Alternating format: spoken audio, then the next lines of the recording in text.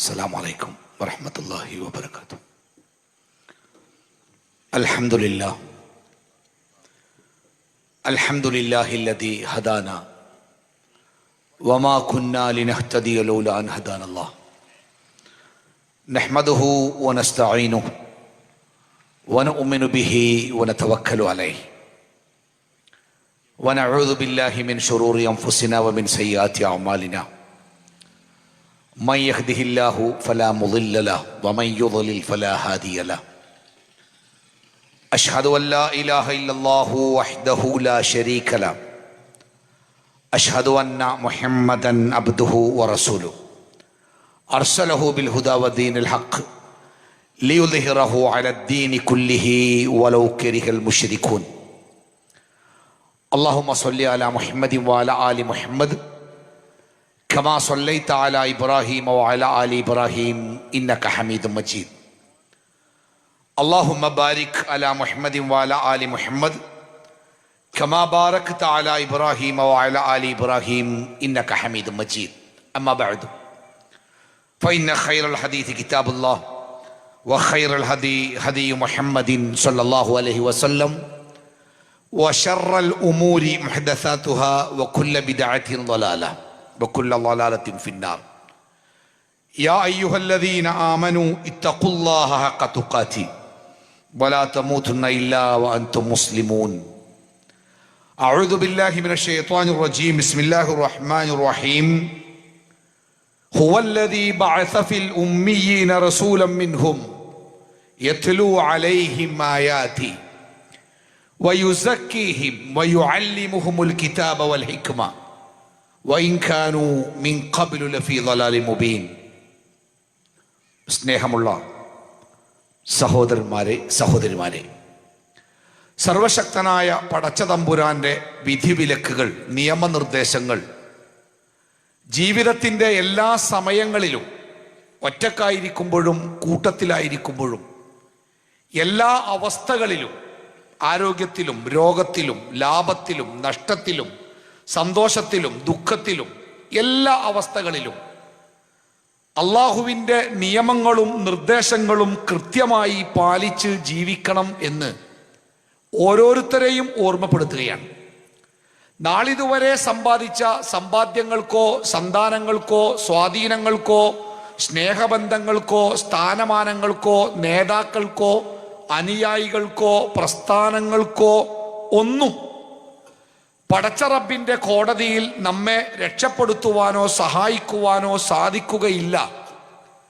അവനവൻ പ്രവർത്തിച്ച പ്രവർത്തനങ്ങൾക്കു മാത്രമേ നമ്മെ രക്ഷപ്പെടുത്താനാവുകയുള്ളൂ എന്ന തിരിച്ചറിവോടുകൂടി ഏത് സമയത്തും വന്നെത്തിയേക്കാവുന്ന മരണത്തിനു മുമ്പേ നമുക്കാവശ്യമായ കർമ്മങ്ങൾ ചെയ്തു വെക്കണമെന്നും അള്ളാഹുവിൻ്റെ ശിക്ഷ ഭീകരമാണ് എന്നതിനാലും ഏറ്റവും ചെറിയ ശിക്ഷ പോലും അസഹ്യമായതിനാലും ശിക്ഷയ്ക്ക് വിധേയമാകുന്ന ചെറുതും വലുതുമായ മുഴുവൻ തെറ്റുകുറ്റങ്ങളിൽ നിന്നും പരിപൂർണമായി വിട്ടുനിൽക്കണമെന്നും സ്നേഹപൂർവം ഓർമ്മപ്പെടുത്തുകയാണ്. അള്ളാഹുവിനെ സൂക്ഷിച്ച് ജീവിക്കുന്ന മുത്തക്കികളാവാൻ സർവശക്തൻ നമുക്കേവർക്കും തൗഫീഖ് നൽകുമാറാവട്ടെ. ഈ ഒരുമിച്ച് കൂടിയതിനെ, പറയുന്നതിനെ, കേൾക്കുന്നതിനെ, ഇതിന് പിന്നിലുള്ള മുഴുവൻ അധ്വാനങ്ങളെയും പരലോകത്ത് ഉപകരിക്കുന്ന സൽക്കർമ്മമായി നാഥൻ കബൂൽ ചെയ്യുമാറാവട്ടെ. കേരള നദുവത്തുൽ മുജാഹിദീൻ എന്ന കേരളത്തിലെ മുസ്ലിം നവോത്ഥാന പ്രസ്ഥാനത്തിൻ്റെ യുവജന വിഭാഗമായ ഇത്തിഹാദ് ശുബ്ബാനുൽ മുജാഹിദീൻ അഥവാ ISM, അതിൻ്റെ പ്രബോധന പ്രവർത്തനങ്ങളുടെ ഭാഗമായി ജനുവരി 1 മുതൽ ആരംഭിച്ച ഒരു ക്യാമ്പയിനാണ് കരുതാം കൈകോർക്കാം ലഹരിക്കെതിരെ എന്ന തലക്കെട്ടിലുള്ള ഒരു ക്യാമ്പയിൻ. ക്യാമ്പയിൻ എന്ന് പറഞ്ഞാൽ ഈ വിഷയത്തെക്കുറിച്ച് സമൂഹത്തിൽ വിവിധ രൂപത്തിൽ ഇടപെടുകയും സമൂഹത്തെ സമുദ്ധരിക്കാൻ ശ്രമിക്കുകയും ചെയ്യുക എന്നതാണ്. വിഷയത്തിൻ്റെ ഗൗരവം കൊണ്ട് തന്നെ ഒരു മാസമായിരുന്നു ഈ ക്യാമ്പയിനിന് നിശ്ചയിക്കപ്പെട്ടിരുന്ന സമയപരിധി. ജനുവരി 21 അവസാനിക്കും എന്നാണ് പ്രഖ്യാപിച്ചിരുന്നത്.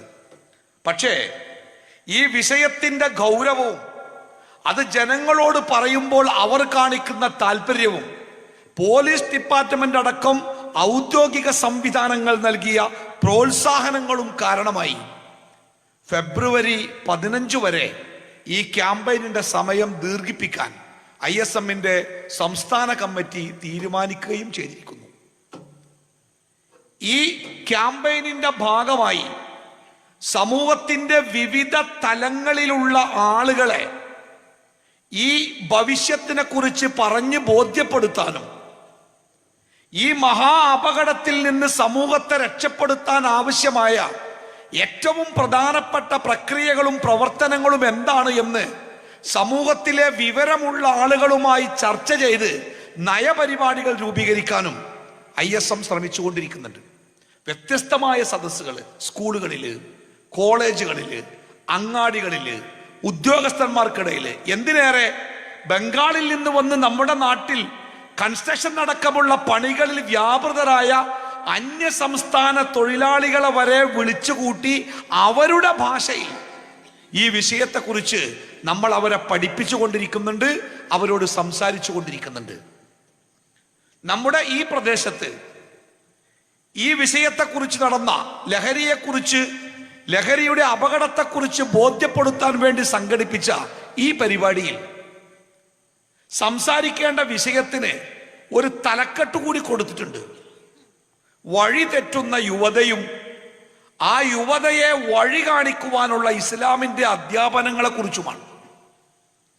എല്ലാ സ്ഥലത്തും, നമ്മുടെ നാടിന്റെ എന്നല്ല, ലോകത്തിന്റെ എല്ലാ ഭാഗത്തും ബഹുമാനപ്പെട്ട നമ്മുടെ SI സാറ് പറഞ്ഞതുപോലെ യുവജനങ്ങൾക്ക്, ബാല്യങ്ങൾക്ക്, കൗമാരങ്ങൾക്കൊന്നും ഇത്തരം കാര്യങ്ങളിൽ താല്പര്യമുണ്ടാകുന്നില്ല എന്നത് ഒരു വലിയ ദുരന്താണ്. ഇവിടെ ഈ പള്ളിയുടെ കീഴിൽ എത്ര വീടുകൾ ഉണ്ടാവും? ആ വീട്ടിൽ 15 വയസ്സിന് മുകളിലുള്ള എത്ര മക്കളുണ്ടാവും? ആ മക്കളിൽ എത്ര ആളുകളെ ഈ സദസ്സിലേക്ക് എത്തിക്കാൻ നമുക്ക് കഴിഞ്ഞിട്ടുണ്ട്? ഇവിടെ ഇപ്പോ ഒരു കല്യാണ പന്തലാണ് ഇവിടെ എങ്കിൽ ഈ പ്രദേശം മുഴുവനും വാഹനങ്ങൾ കൊണ്ടും ആളുകളെ കൊണ്ടും നിറഞ്ഞിട്ടുണ്ടാവും. ഒരു ഗാനമേളയോ ഒരു ഡാൻസ് പാർട്ടിയോ ഒക്കെ ആണെങ്കിൽ ആളുകളെ നിയന്ത്രിക്കാനും റോഡിലെ ട്രാഫിക് നിയന്ത്രിക്കാനും നമ്മൾ പോലീസ് ഡിപ്പാർട്ട്മെന്റിന്റെ സഹായം തേടേണ്ടി വരും. എന്തുകൊണ്ടാണ് ഇത്തരം ധാർമ്മിക മൂല്യങ്ങളെക്കുറിച്ച് പഠിപ്പിക്കുന്ന ഇടങ്ങളിൽ ആളുകളുടെ വലിയ കുറവുണ്ടാകുന്നത് എന്നത് നമ്മളൊക്കെ ഒന്ന് ഗൗരവത്തോടു കൂടി ചിന്തിക്കേണ്ട ഒരു വിഷയമാണ്. എല്ലാ സ്ഥലത്ത് ചെന്നാലും ആ സ്ഥലത്ത് ചെല്ലുമ്പോൾ, പ്രസംഗിക്കാൻ വേണ്ടി ചെല്ലുമ്പോൾ, ആ നാട്ടിലെ ഏതെങ്കിലും ഒരു കാരണവരായ ആള് അല്ലെങ്കിൽ ഒരു പൊതുപ്രവർത്തകൻ നമ്മളെ തോളിൽ പിടിച്ചിട്ട് പതുക്കെ സ്റ്റേജിന്റെ പിന്നിലേക്ക് കൊണ്ടുപോകും. എന്നിട്ട് നമ്മളോടൊരു കാര്യം പറയും, ഉസ്താദേ, ഈ നാട്ടിലെ ചെറുപ്പക്കാരുടെ കാര്യം വളരെ അപകടമാണ്. സ്കരിക്കൂല, നല്ല കാര്യങ്ങളിൽ അവരെ കാണൂല, എല്ലാ വേണ്ടാത്തരങ്ങളും നാട്ടിലുണ്ട്, വല്ലാത്തൊരു തലവേദനയാണ്. അതുകൊണ്ട് നിങ്ങൾ പ്രസംഗിക്കുമ്പോൾ അവരെ കൂടി, ചെറുപ്പക്കാരെ പറ്റി കൂടി നിങ്ങൾ ഈ പ്രസംഗത്തിൽ ഒന്ന് പിന്നെ അവരെ കുറിച്ച് കൂടി പറയണം കേട്ടോ എന്ന് എല്ലാ നാട്ടിലും ആളുകൾ നമ്മളോട് പറയും. പറയാൻ കാരണം നമ്മുടെ രാജ്യത്തിൻ്റെയും സമൂഹത്തിൻ്റെയും കുടുംബത്തിൻ്റെയും മാതാപിതാക്കളുടെയും ഒക്കെ പ്രതീക്ഷയായി നമ്മളൊക്കെ മനസ്സിൽ സൂക്ഷിക്കുന്ന യുവത്വം എവിടെയും കിട്ടാതെ, എവിടെയും കാണാൻ പറ്റാതെ, എവിടെയാണവര്? അവരെ എവിടെ നല്ല ഒരിടങ്ങളിലും അവരെ കാണുന്നില്ല. ഒരു കല്യാണ വീടിന്റെ തിരക്കിലോ, ഒരു മരണ വീടിന്റെ മ്ലാനതയിലോ, ഒരു വായനശാലയിലോ എവിടെയും ഈ ഒരു സംഘത്തെ കാണുന്നില്ല. ഇവരെവിടെയാണ് പോകുന്നത്? എങ്ങോട്ടാണ് എത്തുന്നത്? എന്താണ് ഇവരുടെ ജീവിതത്തിന്റെ ലക്ഷ്യമെന്നത് അത് പറയാൻ സാധിക്കാത്ത വിധം നിഗൂഢമായി കൊണ്ടിരിക്കുന്ന ഒരു കാലഘട്ടം. എന്തുകൊണ്ടാണ് നമ്മുടെ യുവസമൂഹം, നമ്മുടെ ബാല്യം, കൗമാരം, ഇവരൊക്കെ ജീവിക്കുന്ന ഈ ലോകം എന്തുകൊണ്ടാണ് ഇങ്ങനെ നിഗൂഢമായത് എന്നതിനെ കുറിച്ച് ചിന്തിക്കുമ്പോൾ ആദ്യമായിട്ട് വിരൽ ചൂണ്ടേണ്ടി വരുന്നത് അവരുടെ മാതാപിതാക്കളുടെ നേരെയാണ്. മാതാപിതാക്കളാണ് ഇങ്ങനെ ഒരു തലമുറയെ സമൂഹത്തിൽ വാർത്തെടുക്കുന്നതിൻ്റെ ഏറ്റവും പ്രധാനപ്പെട്ട കാരണക്കാരാകുന്നത് എന്ന് പഠനങ്ങൾ നമുക്ക് വിവരിച്ചു തരുന്നുണ്ട്. കാരണം നമ്മൾ ഇന്ന് പരാതിപ്പെട്ടുകൊണ്ടിരിക്കുന്ന, നമ്മൾ ഇന്ന് കുറ്റം പറഞ്ഞുകൊണ്ടിരിക്കുന്ന, നമ്മുടെ സമൂഹത്തിന്റെ സ്വപ്നമായി മാറേണ്ടിയിരുന്ന ഈ യുവാക്കൾ എന്ന് പറയുന്നത് ആരാണ്? അവർ ശൂന്യാകാശത്ത് നിന്ന് പറക്കും തളികയിൽ ഈ ഭൂമിയിലേക്ക് ഇറങ്ങി വന്നവരാണോ? അല്ല. അന്യഗ്രഹങ്ങളിൽ നിന്ന് വന്നവരാണോ? അല്ല. കൊടും കാട് ഇറങ്ങി വന്നവരാണോ? അല്ല. പിന്നെ അവർ എവിടെയായിരുന്നു? 10, 20, 25 കൊല്ലങ്ങൾക്ക് മുമ്പ് നമ്മുടെ വീടുകളിൽ നമ്മുടെ മടിയിൽ കിടന്ന് നമ്മുടെ മുഖം 2 കൈകൊണ്ടും പൊത്തിപ്പിടിച്ച് നമ്മുടെ കവിളത്തുമ്മ വെച്ച് നമ്മുടെ വിരല് പിടിച്ച് നടക്കാൻ പഠിച്ച നമ്മുടെ മക്കളായിരുന്നു അവർ. അല്ലാതെ ശൂന്യതയിൽ നിന്ന് ആരും വന്നിട്ടില്ല. മറ്റൊരു നാട്ടിൽ നിന്ന് ഇറങ്ങി വന്നവരുമല്ല, ആകാശത്തിൽ നിന്ന് ഇറങ്ങിയതുമല്ല, കൊടും കാട് ഇറങ്ങി വന്നവരുമല്ല. ഈ നാട്ടിലെ മുഴുവൻ ചെറുപ്പക്കാരും 10, 20 കൊല്ലങ്ങൾക്ക് മുമ്പ് അവന്റെ ഉമ്മയുടെ മടിയിൽ കിടന്ന്, ബാപ്പയുടെ മടിയിൽ കിടന്ന്, ബാപ്പാന്റെ കവിളത്തുമ്മ വെച്ച് ചോറ് കൊടുക്കുമ്പോ ഉമ്മയും ബാപ്പയും ഉരുട്ടിക്കൊടുക്കുന്ന ചോറുരുളക്ക് വേണ്ടി വാശി പിടിച്ച് രാത്രി കിടക്കുമ്പോ ഉമ്മ കൂടെ കിടന്നില്ലെങ്കിൽ ഉറങ്ങാൻ വിസമ്മതിച്ചിരുന്ന നമ്മുടെ കരളിന്റെ കഷ്ടങ്ങളായിരുന്നു ഇവർ. പിന്നെ എവിടെയാണ് അവരെ നമുക്ക് നഷ്ടമായത്? എവിടെ വെച്ചാണ് അവരും നമ്മളും വഴി പിരിഞ്ഞത്? നമ്മൾ ആഗ്രഹിച്ച വഴിയിൽ നിന്ന് ഏത് വളവിൽ വെച്ചാണ് അവർ തിരിഞ്ഞു പോയത്? എവിടെ വെച്ചാണ് നമ്മളും അവരും അകന്നു പോയത്? തീർച്ചയായിട്ടും അത് ഗൗരവത്തോടു കൂടി ചിന്തിക്കേണ്ട ഒരു കാര്യം തന്നെയാണ്. പുതിയ ഒരു തലമുറക്കെങ്കിലും ഈ അപകടം സംഭവിക്കാതിരിക്കാൻ. ഏറ്റവും വലിയ ഈ വിഷയത്തിലെ ഏറ്റവും വലിയ കുറ്റക്കാർ ആരാണ് എന്ന ചോദ്യത്തിന് നാട്ടിലെ കഞ്ചാവ് വിൽക്കുന്നവരെയോ മദ്യം വിൽക്കുന്നവരെയോ അനാശാസ്യങ്ങൾക്ക് കൊണ്ടുപോകുന്നവരെയോ അവരെയൊക്കെ കുറ്റപ്പെടുത്തും മുമ്പ് നമ്മൾ കുറ്റപ്പെടുത്തേണ്ട ഒരു വിഭാഗം ഞാൻ നേരത്തെ പറഞ്ഞ അവന്റെ മാതാപിതാക്കളാണ്. ഇത് ഞാൻ വെറുതെ പറയല്ല. നാളെ മഹ്ശറയില് വിചാരണക്ക് ശേഷം അല്ലാഹു തആല നരകം വിധിച്ച് ആ നരകത്തിലേക്ക് മലക്കുകൾ തെളിച്ചു കൊണ്ടുപോകുന്ന ആളുകൾ, അവരിൽപ്പെട്ട ഒരു വിഭാഗം ആളുകൾ അള്ളാഹുവിന്റെ മുമ്പിലേക്ക് തന്നെ തിരിച്ചു വരുമത്രേ. നരകത്തിലേക്ക് ചങ്ങലകളിൽ ബന്ധിച്ച് തെളിച്ചു കൊണ്ടുപോകുന്ന ഒരു കൂട്ടം ആളുകൾ അള്ളാഹുവിന്റെ മുമ്പിലേക്ക് തിരിച്ചു വന്നിട്ട് അവർ അള്ളാഹുവിനോട് ചോദിക്കുന്ന ഒരു ചോദ്യമുണ്ട്. റബ്ബന റബ്ബന അരിനല്ലദൈനി അളല്ലാന മിനൽ ജിന്നി വൽ ഇൻസ്. പടച്ചോനെ, ഒരു 2 ആൾക്കാരെ ഞങ്ങൾക്കൊന്ന് കാണിച്ചു തരണം. ആരാണ് 2 ആൾക്കാര്? അമേരിക്കൻ പ്രസിഡന്റ് ട്രംപിനെയും അല്ലെങ്കിൽ ഐക്യരാഷ്ട്രസഭന്റെ സെക്രട്ടറിനെയും അല്ല അവർ ചോദിക്കണേ. അവര് ചോദിക്കുന്ന 2 ആളുകള് ഓരോ ബാപ്പാനി ഇമ്മാനിയാണ്. പടച്ചോനെ, എന്റെ ബാപ്പാനി ഇമ്മാനെന്ന് കാണിച്ചു തരുമോ? എന്തിനാണ്? നരകത്തിലേക്ക് പോകുമ്പോ ഒന്ന് കെട്ടിപ്പിടിച്ച് സങ്കടത്തോടു കൂടി യാത്ര പറഞ്ഞ് ഉമ്മ വെച്ച് പോകാനല്ല. ഞങ്ങൾ അവരെ കാൽ കീഴിലിട്ട് 2 ചവിട്ട് കൊടുക്കട്ടെ റബ്ബേ. അങ്ങനെ തന്നെ പറയണേ. അങ്ങനെ തന്നെയാണ് ആയത്ത്. ഞങ്ങൾ അവരെ ഞങ്ങളുടെ കാൽ കീഴിലിട്ട് ചവിട്ടട്ടെ റബ്ബേ. എന്തിനാണ്? ഇന്ന് ഞങ്ങൾ ഈ നരകത്തിലേക്ക് പോകാൻ ഭൂമിയിൽ വെച്ച് ഏറ്റവും കൂടുതൽ അധ്വാനിച്ചവരും കഷ്ടപ്പെട്ടവരും ഞങ്ങളുടെ വാപ്പിമ്മയാണ്. കാറും മോട്ടോർ സൈക്കിളും ATM കാർഡും ഞങ്ങളുടെ കയ്യിക്ക് തന്നിട്ടേ നിങ്ങൾ ഇഷ്ടം പോലെ ജീവിച്ചോളി എന്ന് പറഞ്ഞിട്ടേ എന്ത് ചെയ്തു, എങ്ങോട്ട് പോയി, എവിടെയാണ്, പഠിച്ചോ, സ്കൂളിൽ പോയോ, നിസ്കരിച്ചോ, ഇതൊന്നും അന്വേഷിക്കാതെ ഇന്ന് ഞങ്ങൾ നരകത്തിന്റെ വിറകാവാൻ വേണ്ടി ആ ഭൂമിയിൽ വെച്ച് ഒരുപാട് കഷ്ടപ്പെട്ടിട്ട് ഞങ്ങളുടെ വാപ്പിയമ്മയും അതുകൊണ്ട് പടച്ചോനെ ഓലെ ഒന്ന് കാട്ടിക്കൊണ്ട ഈ പോണ പോക്കില് 2 ചവിട്ട് കൊടുത്തുകൊണ്ട് ഞങ്ങൾ പോട്ടെ എന്ന് ഒരു വിഭാഗം ആളുകൾ അള്ളാഹുവിന്റെ മുമ്പിൽ വന്ന് പറയുമ്പോ ആ കൂട്ടത്തിൽ എൻ്റെ മക്കൾ ഉണ്ടാവുകയില്ല. കാരണം അവരുടെ നരകത്തിലേക്കുള്ള യാത്രയിൽ ഞാൻ അവർക്ക് തുണയായിട്ടില്ല. അനാവശ്യമായി യാതൊന്നും ഞാൻ അവർക്ക് ചെയ്തു കൊടുത്തിട്ടില്ല. അവരെ നശിപ്പിക്കുന്ന ഒരു പ്രവൃത്തിയും ഞാൻ ചെയ്തിട്ടില്ല എന്ന് നെഞ്ചത്ത് കൈവച്ച് പറയാൻ എന്റെ ശബ്ദം കേൾക്കുന്ന എത്ര ബാപ്പമാർക്കും ഉമ്മമാർക്കും സാധിക്കും എന്നിടത്ത് തുടങ്ങണം. നമ്മുടെ യുവത്വത്തിന് സംഭവിച്ച സഞ്ചാരത്തിലെ അപഥസഞ്ചാരത്തെ കുറിച്ചുള്ള നമ്മുടെ അന്വേഷണം. ചെറുപ്പക്കാരെ കുറ്റം പറയാൻ നമുക്ക് സാധിക്കൂല. കാരണം അവർ ജീവിക്കുന്ന കാലഘട്ടം എന്ന് പറയുന്നത് ഏറ്റവും അപകടം പിടിച്ച ഒരു കാലഘട്ടം. ഇത്രയേറെ അപകടം പിടിച്ച ഒരു കാലഘട്ടം ലോകത്തിന്റെ ചരിത്രത്തിന് മുമ്പുണ്ടായിട്ടില്ല. എന്താണ് അപകടം എന്നറിയോ? മറ്റൊന്നുമല്ല, എല്ലായിടത്തും തിന്മകൾ പതുങ്ങി നിൽക്കുന്ന ഒരു ലോകം. എൻ്റെ കുട്ടി അവൻ നാളെ ഒരു പ്രോഗ്രാം ഉണ്ട്, അവന് ഒരു പരീക്ഷ. എന്താണ് ആ പരീക്ഷയുടെ പ്രത്യേകത? ഉദാഹരണം പറയാം. എന്താണ് ആ പരീക്ഷന്റെ പ്രത്യേകത? ആ ക്ലാസ് റൂം മുഴുവനും ഇരുമ്പ് കൊണ്ടാണ് നിർമ്മിക്കപ്പെട്ടിരിക്കുന്നത്. ഇരുമ്പ് കൊണ്ടുള്ള ഒരു ക്ലാസ് റൂം. ആ ക്ലാസ് റൂമിലെ ബെഞ്ചും ഡെസ്കും കസേരകളും മേശയും ഒക്കെ ഇരുമ്പാണ്. നിറയെ നടക്കാൻ തന്നെ പ്രയാസ, അത്രയും ഫർണിച്ചറുകൾ ഉണ്ട്, ഒക്കെ ഇരുമ്പാണ്. ആ ഇരുമ്പിലേക്ക് അതിശക്തമായ വൈദ്യുതി കടത്തി വിട്ടിട്ടുണ്ട്. കസേരമൊക്കെ തൊട്ടാൽ ഇസ്തിരിപ്പെട്ടിമ തൊട്ടമാർക്ക് ചീയറി. അതിശക്തമായ വൈദ്യുതി ഈ കെട്ടിടത്തിന്റെ ചുമരിലും ഫർണിച്ചറുകളിലും മുഴുവനും കടത്തി വിട്ടിരിക്കുന്നു. ഒരാളെങ്ങാനും അറിഞ്ഞോ അറിയാതെയോ ആ റൂമിന്റെ വാതിലിലോ ചുമരിലോ ബെഞ്ചിലോ ഡെസ്കിലോ മേശയിലോ തട്ടിയാൽ പുകഞ്ഞു പോകും.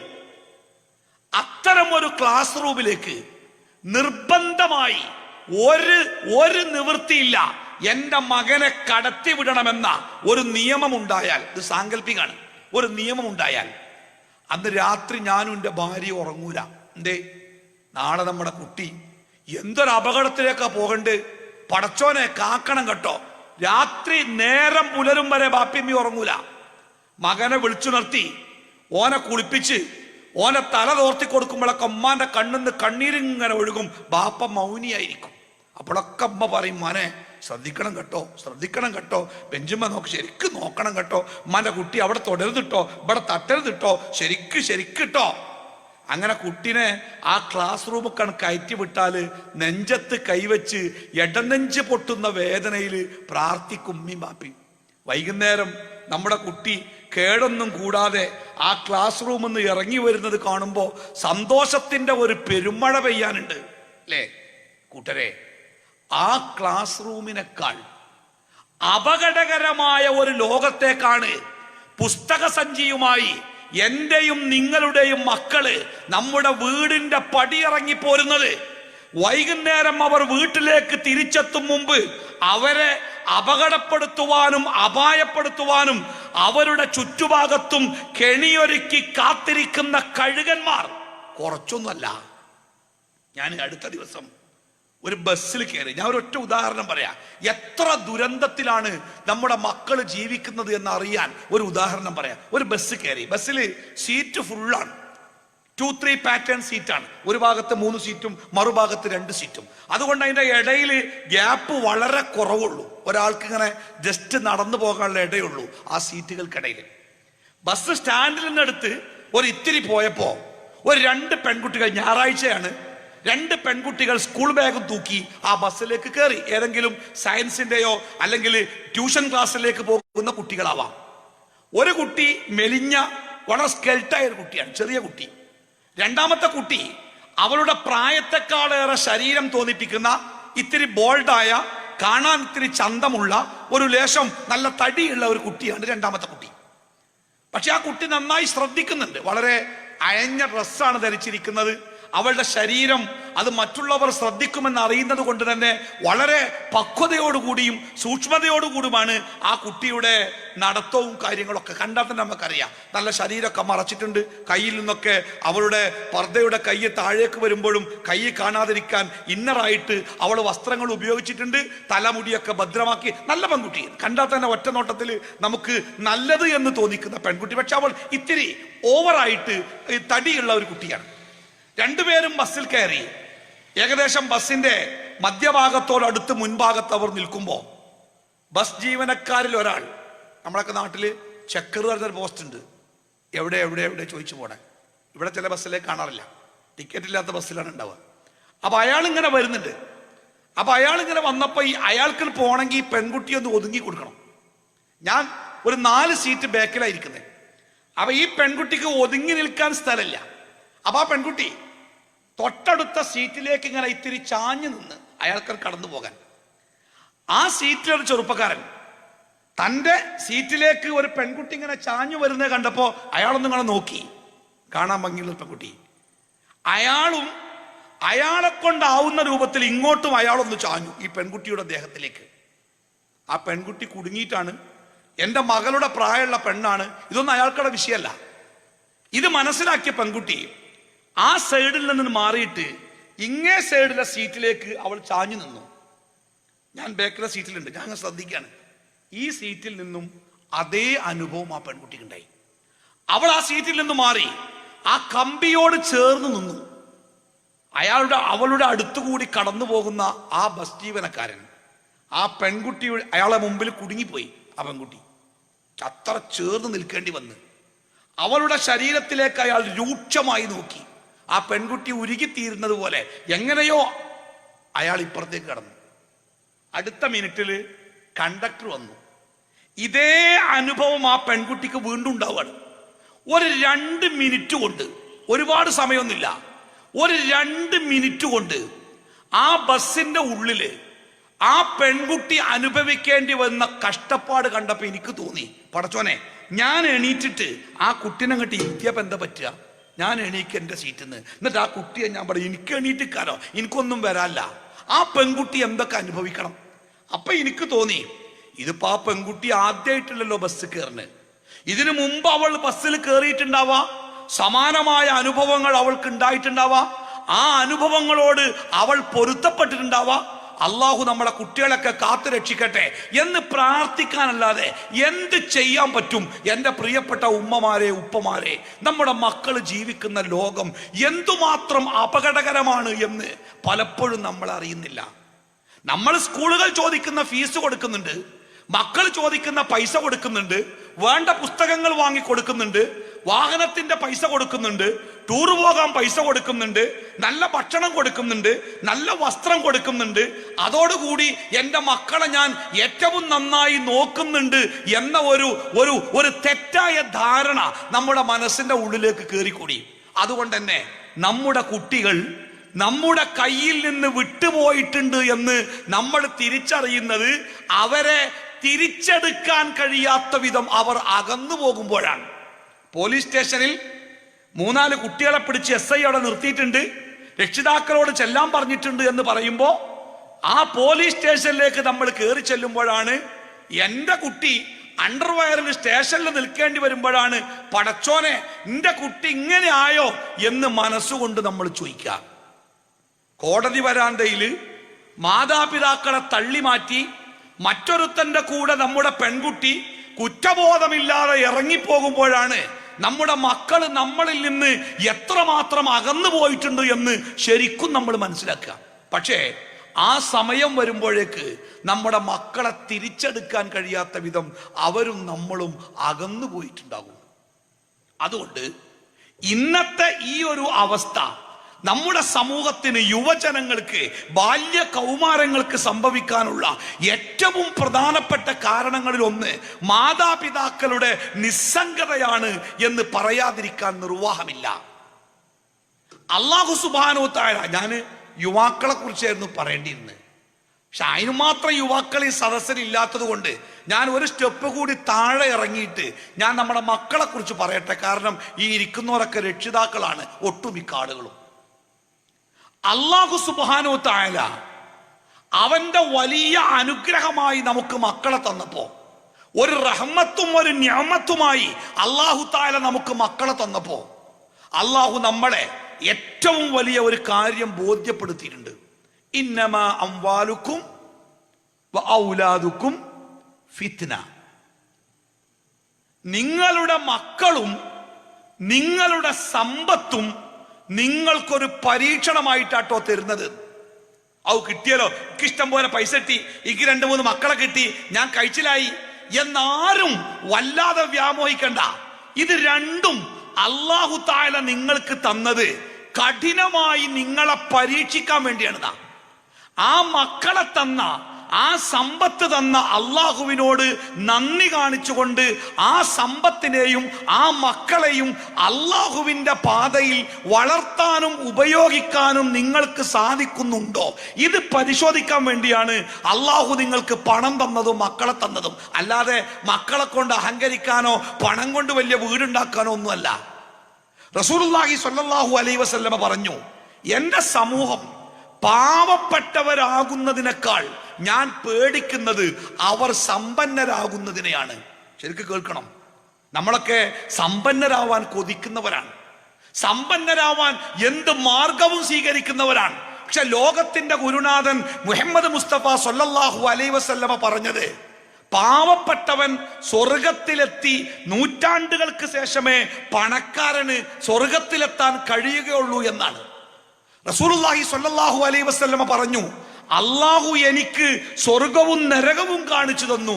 ഇത്തലഅതു ഇലൽ ജന്ന, ഞാൻ സ്വർഗത്തിലേക്ക് ഇങ്ങനെ എത്തി നോക്കി. ഫറഅയ്തു അക്സറു അഹ്ലിഹാ അൽ ഫുഖറാ, ആ സ്വർഗത്തിൽ ഞാൻ ഏറ്റവും കൂടുതൽ കണ്ടത് പാവപ്പെട്ട മനുഷ്യന്മാരെയാ. വലിയ കാറും വലിയ വീടും അങ്ങനെ വലിയതായിട്ട് നടന്നിരുന്ന ആൾക്കാർ സ്വർഗത്തിൽ കാണാനില്ല. അവിടെ ഉള്ളത് ഈ ലോകത്ത് പച്ചപ്പാവങ്ങളായി ജീവിച്ച ആൾക്കാരെ തോനെ കണ്ടത്. എന്താ കാരണം എന്നറിയോ? ആ കാരണവും റസൂലുള്ളാഹി സ്വല്ലല്ലാഹു അലൈഹി വസല്ലം പഠിപ്പിച്ചു തന്നിട്ടുണ്ട്. എന്തേത്? നാളെ പരലോകത്ത് അടിസ്ഥാനപരമായ 6 ചോദ്യങ്ങൾ, ആ ചോദ്യങ്ങൾക്ക് മറുപടി പറയാതെ ഒരടി മുന്നോട്ട് വെക്കാൻ ഒരു മനുഷ്യനും കഴിയില്ല. ആ അടിസ്ഥാനപരമായ 6 ചോദ്യങ്ങളിൽ 2 ചോദ്യങ്ങൾ സമ്പത്തിനെ കുറിച്ചാണ്. ഒന്ന്, നിന്റെ സമ്പത്ത് നീ എവിടെ നിന്ന് ഉണ്ടാക്കി. രണ്ടാമത്തെ ചോദ്യം, ആ സമ്പത്തിനെ നീ ഏത് മാർഗത്തിൽ ചെലവഴിച്ചു. ഈ 2 ചോദ്യത്തിന്റെ മറുപടി അത് തൃപ്തികരമാവാതെ, അത് ഹലാലാവാതെ, അത് അനുവദിക്കപ്പെട്ട രൂപത്തിലല്ലാതെ ഒരടി മുന്നോട്ട് പോകാൻ ഒരാൾക്കും, അയാൾ കോടീശ്വരനാവട്ടെ, അങ്ങോട്ട് പോകാൻ കഴിയില്ല എന്നാ. പാവപ്പെട്ട ഒരു മനുഷ്യനെ പിടിച്ചിട്ട് എവിടുന്നാണ് എനിക്ക് പൈസ കിട്ടിയെന്ന് ചോദിച്ചാൽ ഉത്തരം റെഡിയല്ലേ? പടച്ചോനെ, തൊഴിലുറപ്പിന് പോകലുണ്ടായിനി, അങ്ങനെ പോകുമ്പോ വൈകുന്നേരം 200 റുപ്യ കിട്ടും. എന്നിട്ട് ആ പൈസ എന്താ കാട്ടിയേ? അതുകൊണ്ട് എന്താ, കുടുംബത്ത് കരിയും കൂട്ടാൻ വെക്കാൻ മീനും ലേശം പഞ്ചസാരയും ചായപ്പൊടിയൊക്കെ വാങ്ങിയാൽ കഴിഞ്ഞില്ലേ? ഓന്റെ വിചാരണ എളുപ്പ കഴിഞ്ഞ്. എന്നാൽ പണക്കാരനായ ഒരാളെ പിടിച്ചിട്ടേ എവിടുന്നാടാ എനിക്ക് പൈസ കിട്ടിയത്? കളവ് പറയാൻ പറ്റൂലല്ലോ. അവന്റെ കളവ് പറയുന്ന നാവിനെ അല്ലാഹു തആല സീൽ ചെയ്തിടുന്ന നാവ് മിണ്ടാൻ പറ്റൂല.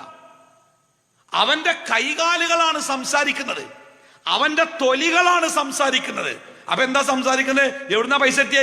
അത് പൈസ എത്തിയ പഠിച്ചോനെ ഞാൻ ഗൾഫിൽ നിന്ന് ബിസ്ക്കറ്റ് കൊടുത്തുകാണ്ട് കസ്റ്റംസുകാർക്ക് കൈക്കൂലി കൊടുത്തുകാണ്ട് കുറെ കള്ള ബിസ്ക്കറ്റ് കരിഞ്ചന്ത കൊടുത്തീനി, അതിന്റെ കച്ചവടത്തിൽ 50 ലക്ഷം റുപ്യ കിട്ടി. പിന്നെ ഞാൻ അവിടെ സ്ഥലം വാങ്ങി മറിച്ച് വിറ്റപ്പോ സ്റ്റാമ്പ് ഡ്യൂട്ടിയൊക്കെ വെട്ടിച്ച് സർക്കാരിനെയൊക്കെ പറ്റിച്ച് കച്ചവടം നടത്തിയപ്പോ അതിലൊരു 10 ലക്ഷം കിട്ടി. പിന്നെ അവിടെ വേറൊരുത്തം ഹൃദയശാസ്ത്രജ്ഞരേക്ക് പൈസ ഇല്ലാതെ കഷ്ടപ്പെടുണ്ടായിനി, ഓനെ നന്നായി പറ്റിച്ച് കുറഞ്ഞ പൈസക്ക് ഓന്റെ ഭൂമി വാങ്ങി മറിച്ച് വിറ്റപ്പോ അതിലൊരു 50 ലക്ഷം കിട്ടി. പിന്നെ അങ്ങനെ പോന്നിട്ട് അങ്ങനെ കോൺട്രാക്ടർക്ക് അല്ലെങ്കിൽ എഞ്ചിനീയർക്ക് കൈക്കൂലി കൊടുത്ത് പാലത്തിന്റെ പണിയിൽ സിമെന്റും കമ്പിയും വെട്ടിക്കാണ്ട് അത് പണി കഴിഞ്ഞപ്പോ അതിനൊരു 1.5 കോടി കിട്ടി. ഓന് പൈസ കിട്ടിയത് മുഴുവൻ റോങ്ങാ. ഇനി ചെലവാക്കിയതോ? എന്നിട്ട് ആ പൈസ എവിടെ ചെലവാക്കിയത്? അത് ഞാൻ മേലുദ്യോഗസ്ഥന്മാർക്ക് കള്ളുടിച്ചാൻ വേണ്ടി ബാറിൽ 5 ലക്ഷം കൊടുത്ത് പിന്നെ അപ്പുറത്ത് മറ്റോർക്ക് മറ്റീനും വേണ്ടി ഓലക്കപ്പാടെ സഹകരിച്ചെങ്കിൽ ഇഞ്ച ഏർപ്പാട് നടക്കുള്ളൂ. അതുകൊണ്ട് ഓല സന്തോഷിപ്പിക്കാൻ വേണ്ടി അവിടെ എത്ര കൊടുത്ത് ഇവിടെ എത്ര കൈക്കൂലി കൊടുത്ത് അങ്ങനെ മറ്റേ കൊടുത്ത് ഓന്റെ പൈസ ചെലവായത് മുഴുവനും റോങ്ങാ. പിന്നെ എങ്ങനെയാവും സ്വർഗത്ത് പോവുക? അതുകൊണ്ടാണ് ലോകത്തിന്റെ ഗുരുനാഥൻ പറഞ്ഞത്, എന്റെ സമൂഹം പാവപ്പെട്ടവരാകുന്നതിനേക്കാൾ ഞാൻ ഭയപ്പെടുന്നത് അവർ പണക്കാരാകുന്നതിനെയാണ്. സമാനമാണ് പ്രിയപ്പെട്ടവരെ നമ്മുടെ മക്കൾ. അല്ലാഹു സുബ്ഹാനഹു വ തആല നമ്മുടെ മക്കളെ നമുക്ക് തന്നത് നമുക്ക് തോന്നിയതുപോലെ നമുക്ക് ഇഷ്ടമുള്ളതുപോലെ, എൻ്റെ കുട്ടിയല്ലേ എൻ്റെ കുട്ടിനെ ഞാൻ എനിക്ക് തോന്നിയതുപോലെ വളർത്തും എന്ന് പറഞ്ഞ് വളർത്താനല്ല അള്ളാഹു നമുക്ക് മക്കളെ തന്നത്. ആ മക്കളെ അള്ളാഹുവിന് ഇഷ്ടപ്പെട്ടവരായി, അള്ളാഹുവിന് ഇഷ്ടപ്പെട്ട മാർഗത്തിൽ അള്ളാഹുവിനെ ഇഷ്ടപ്പെട്ടവരായി വളർത്തുക എന്ന ഉത്തരവാദിത്വം അള്ളാഹു നമ്മളെ ഏൽപ്പിച്ചു. ആ ഉത്തരവാദിത്ത നിർവഹണത്തിന്റെ 1ാമത്തെ ദിവസത്തിലെ നമ്മൾ അള്ളാഹുവിനോട് നന്ദികേട് കാണിച്ചു അല്ലേ? നോക്കി, പ്രവാചകന്മാരൊക്കെ കുട്ടികൾ ഉണ്ടാവാൻ ആഗ്രഹിച്ചു. അവർ അള്ളാഹുവിന് വേണ്ടി പ്രാർത്ഥിച്ചത്, അള്ളാഹുവേ സ്വാലിഹായ മക്കളെ ഞങ്ങൾക്ക് തരണേനാ. ഏതെങ്കിലും കുട്ടികളെ തരണേനല്ല, അള്ളാഹുവേ സ്വാലിഹായ മക്കളെ. എന്താ സ്വാലിഹ പറഞ്ഞാല്? നല്ല അള്ളാഹുവിനോടുള്ള ബാധ്യതകൾ നിർവഹിക്കുന്ന, മാതാപിതാക്കളോടുള്ള ബാധ്യതകൾ നിർവഹിക്കുന്ന, സമൂഹത്തോടുള്ള ബാധ്യതകൾ നിർവഹിക്കുന്ന സച്ചരിതരായ നല്ലവരായ മക്കളെ ഞങ്ങൾക്ക് തരണേ എന്ന് അവരൊക്കെ അള്ളാഹിനോട് പ്രാർത്ഥിച്ചു. എന്നിട്ടോ പ്രാർത്ഥിച്ച് കിട്ടിയ മക്കളെ അവർ സാലിഹീങ്ങളായിട്ട് വളർത്തി. മരിക്കാൻ നേരത്ത് പോലും പ്രവാചകന്മാർ തൻ്റെ മക്കളെ വിളിച്ച് ചോദിച്ചത്, മക്കളെ ഞാൻ മരിച്ചു പോയാൽ നിങ്ങൾ എങ്ങനെയാണ് ജീവിക്കുക? സമ്പത്തിനെ കുറിച്ചല്ല ചോദിച്ചേ. അവർ പറഞ്ഞു, പിതാവേ അങ്ങും അങ്ങയുടെ മുമ്പുള്ള പ്രവാചകന്മാരും ഏതൊരു വഴിയാണോ ഞങ്ങൾക്ക് കാണിച്ചു തന്നത് ആ മാർഗത്തിൽ ഞങ്ങൾ ജീവിക്കുമെന്ന സന്തോഷകരമായ മറുപടി കേട്ടുകൊണ്ടാണ് അവർ കണ്ണടച്ചത്. നമ്മളൊക്കെ ചില ആൾക്കാര് അവനാന്റെ കുട്ടികളൊക്കെ മുടി വെട്ടാൻ വേണ്ടി ബാർബർ ഷാപ്പ് കൊണ്ടുപോയിട്ട് അവര് കുട്ടിന്റെ മുടി വെട്ടി തിരിച്ചു വരുമ്പോ ആ തലയ്ക്ക് ഇങ്ങനെ നോക്കിയാലേ ഇളനീം വെട്ടി കൗത്തി വെച്ചമാർക്കാ തോന്നാം. ഇവിടെ ഇങ്ങനെ ചെത്തിയിട്ട് ഇവിടെ ഇങ്ങനെ കുറച്ച്.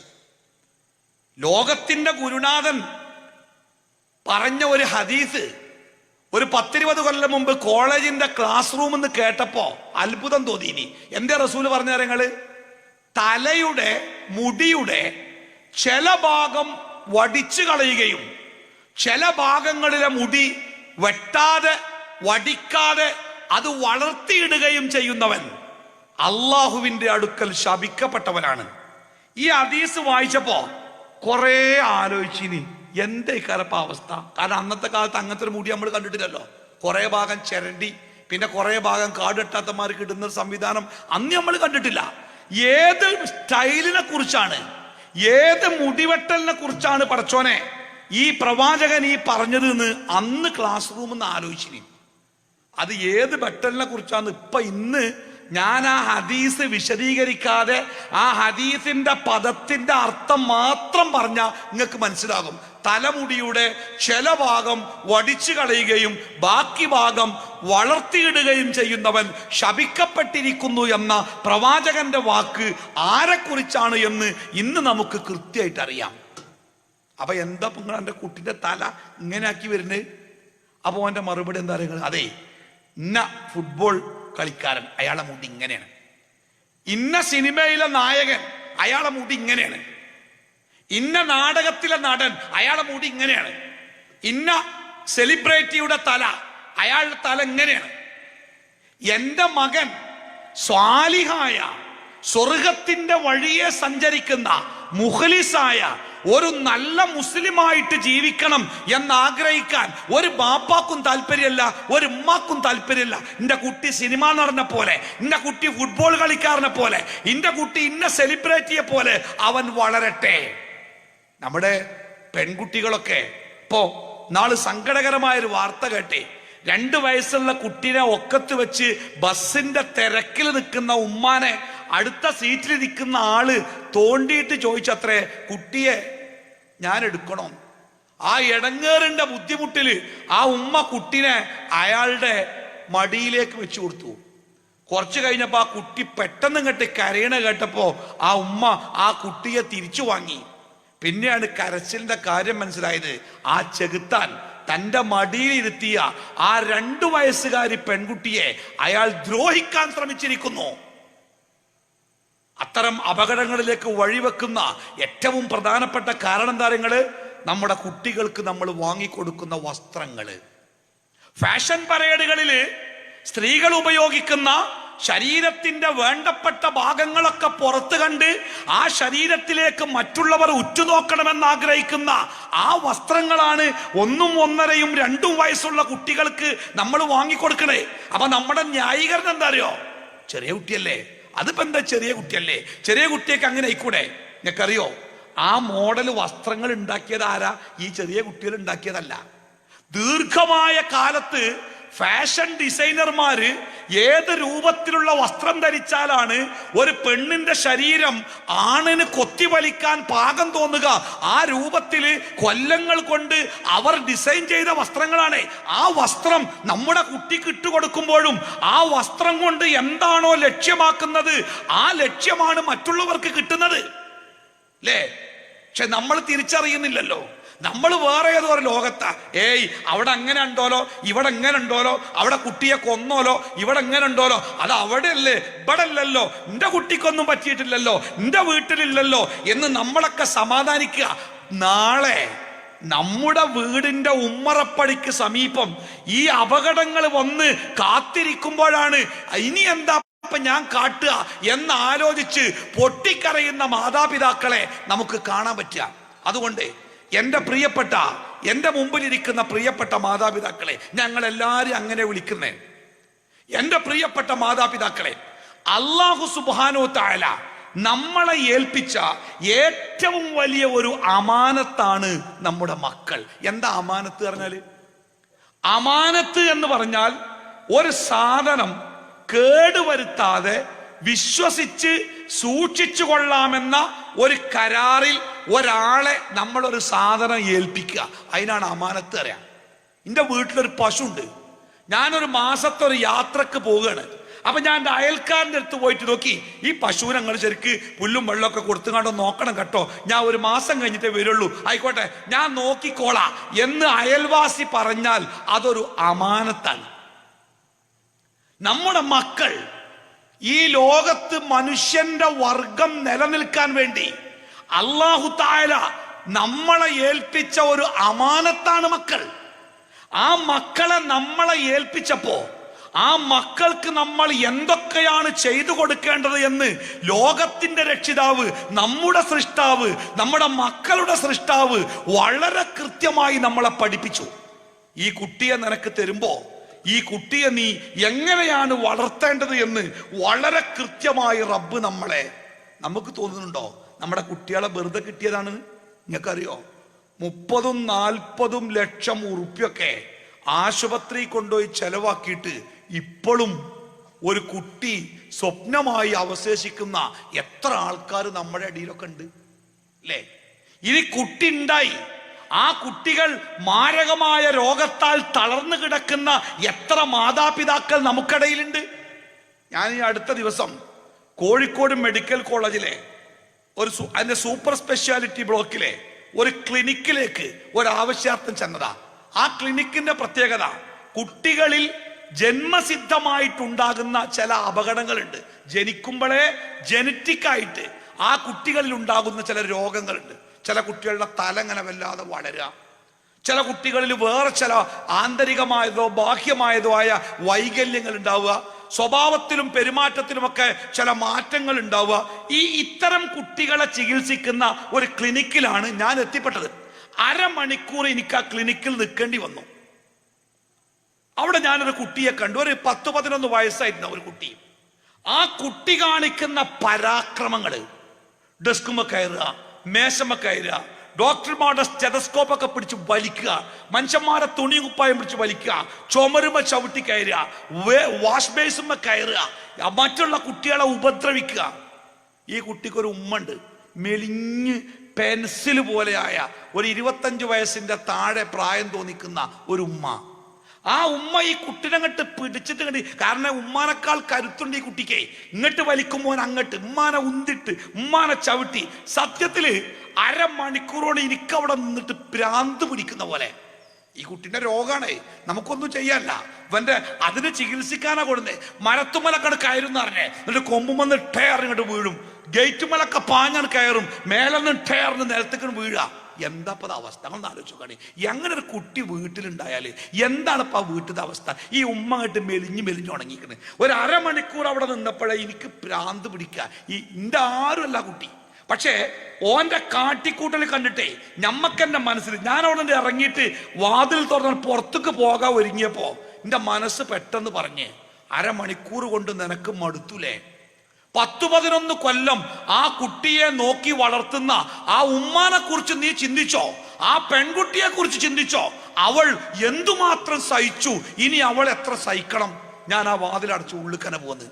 അരമണിക്കൂറല്ല ഞാൻ സഹിക്കേണ്ടതുള്ളൂ, ആ പെൺകുട്ടി എത്ര കാലായി, ഇനി എത്ര കാലം അവൾ സഹിക്കേണ്ടി വരും? നോക്കി, നമ്മളൊക്കെ കുട്ടിയൊക്കെ എന്താ സുഖം? വല്ല കുഴപ്പമുണ്ടോ? വല്ല കേടുണ്ടോ? എന്തേത്? നമ്മളെ പേടിച്ചിട്ടാ ഒരു കേടുമില്ലാത്ത മക്കളെ പടച്ചോ തന്ന്? നമ്മളെ അമ്മാന്റെയും ബാപ്പാന്റെ ഒക്കെ സ്വാധീനം കൊണ്ടാ? നമ്മൾ ഡോക്ടർക്ക് കൈക്കൂലി കൊടുത്തിട്ടാ ഇങ്ങനെ കേടില്ലാത്ത മക്കളെ തന്ന്? അല്ലല്ലോ, അല്ലാഹു സുബ്ഹാനഹു തആല നമുക്ക് തന്നതാ. വെറുതെ അല്ല, നമ്മളെ പരീക്ഷിക്കാനായിട്ട് തന്നതാ. ആ പരീക്ഷയിൽ ഏറ്റവും പ്രധാനപ്പെട്ട ചോദ്യം, നിനക്ക് ഞാൻ തന്ന കുട്ടിയെ, ആണാവട്ടെ പെണ്ണാവട്ടെ, ആ കുട്ടിയെ അള്ളാഹുവിന് വേണ്ടി വളർത്താൻ നീ ഒരുങ്ങിയോ? അതാ ചോദ്യം. ആ ചോദ്യത്തിന് മറുപടി പറയാൻ, ആ ചോദ്യത്തിന് ജീവിതം കൊണ്ട് മറുപടി പറയാൻ എന്റെ പ്രിയപ്പെട്ട മാതാപിതാക്കളെ നമുക്ക് സാധിക്കേണ്ടതുണ്ട്. ഹബീബായ റസൂലുള്ളാഹി സ്വല്ലല്ലാഹു അലൈഹി വസല്ലമ പറഞ്ഞു, മാ നഹല വാലിദുൻ ലിവലദി.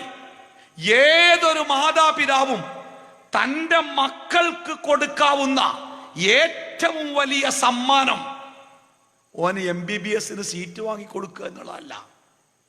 അവന്റെ പേരിൽ കോടിക്കണക്കിന് ഉറുപ്പികയുടെ ഇൻഷുറൻസ് പോളിസി എടുത്തു വെക്കലല്ല. അവന്റെ പേരിൽ കോടികളുടെ സ്വത്ത് രജിസ്റ്റർ ചെയ്ത് വെക്കലല്ല. ഏതൊരു മാതാപിതാക്കൾക്കും തന്റെ മക്കൾക്ക് വേണ്ടി ചെയ്തു കൊടുക്കാൻ കഴിയുന്ന ഏറ്റവും പ്രധാനപ്പെട്ട എന്താ നിങ്ങള്? അദബുൻ ഹസൻ. മതത്തിന്റെ, ഇസ്ലാമിന്റെ നല്ല മര്യാദകൾ അവന് പഠിപ്പിച്ചു കൊടുക്കലാണ്. അല്ലേ? എന്റെ കുട്ടിയെ ഞാൻ ആത്മാർത്ഥമായി സ്നേഹിക്കുന്നു, എന്റെ കുട്ടിയെ ഞാൻ ജീവനക്കാളേറെ സ്നേഹിക്കുന്നു. ആ സ്നേഹിക്കുന്നത് ഈ ഭൂമിയിൽ ഞാൻ മരിക്കുന്നത് വരെ, അല്ലെങ്കിൽ അവൻ മരിക്കുന്നത് വരെ അല്ല. മരണമില്ലാത്ത ഒരു ലോകത്ത്, നാളെ പരലോകത്ത് ഞാനും എൻ്റെ മകനും എത്തിപ്പെടുമ്പോൾ അള്ളാഹുവിന്റെ അനശ്വരമായ സ്വർഗത്തിൽ എൻ്റെ മക്കളുടെ കൂടെ എനിക്ക് ജീവിക്കാൻ സാധിക്കണം എന്നുള്ള നിലക്ക് നമ്മുടെ മക്കളെ സ്നേഹിക്കാൻ നമുക്ക് കഴിയണം. നമ്മുടെയൊക്കെ മക്കളെ ഈ ഭൂമിയിൽ എത്ര കൊല്ലം നമുക്ക് നമ്മുടെ ഒപ്പം കിട്ടുക? എൻ്റെ മോള് 10ാം ക്ലാസ് കഴിഞ്ഞപ്പോ ഞാനും എൻ്റെ ഭാര്യയും തീരുമാനിച്ച് അവളെ ഇത്തിരി പ്രസിദ്ധമായ ഒരു സ്കൂളില് ഹോസ്റ്റൽ ഫെസിലിറ്റിയോട് കൂടി പഠിപ്പിക്കണം. ഒരു പെൺകുട്ടി. അപ്പോ തീരുമാനിച്ച് ഹോസ്റ്റൽ അഡ്മിഷൻ ആവശ്യമായ കാര്യങ്ങളൊക്കെ ചെയ്ത് നാളെ രാവിലെ മകളെയും കൊണ്ട് ഹോസ്റ്റലിലേക്ക് പോകണം. രാത്രി കിടന്നപ്പോ ഭാര്യ ഉറങ്ങുന്നില്ല.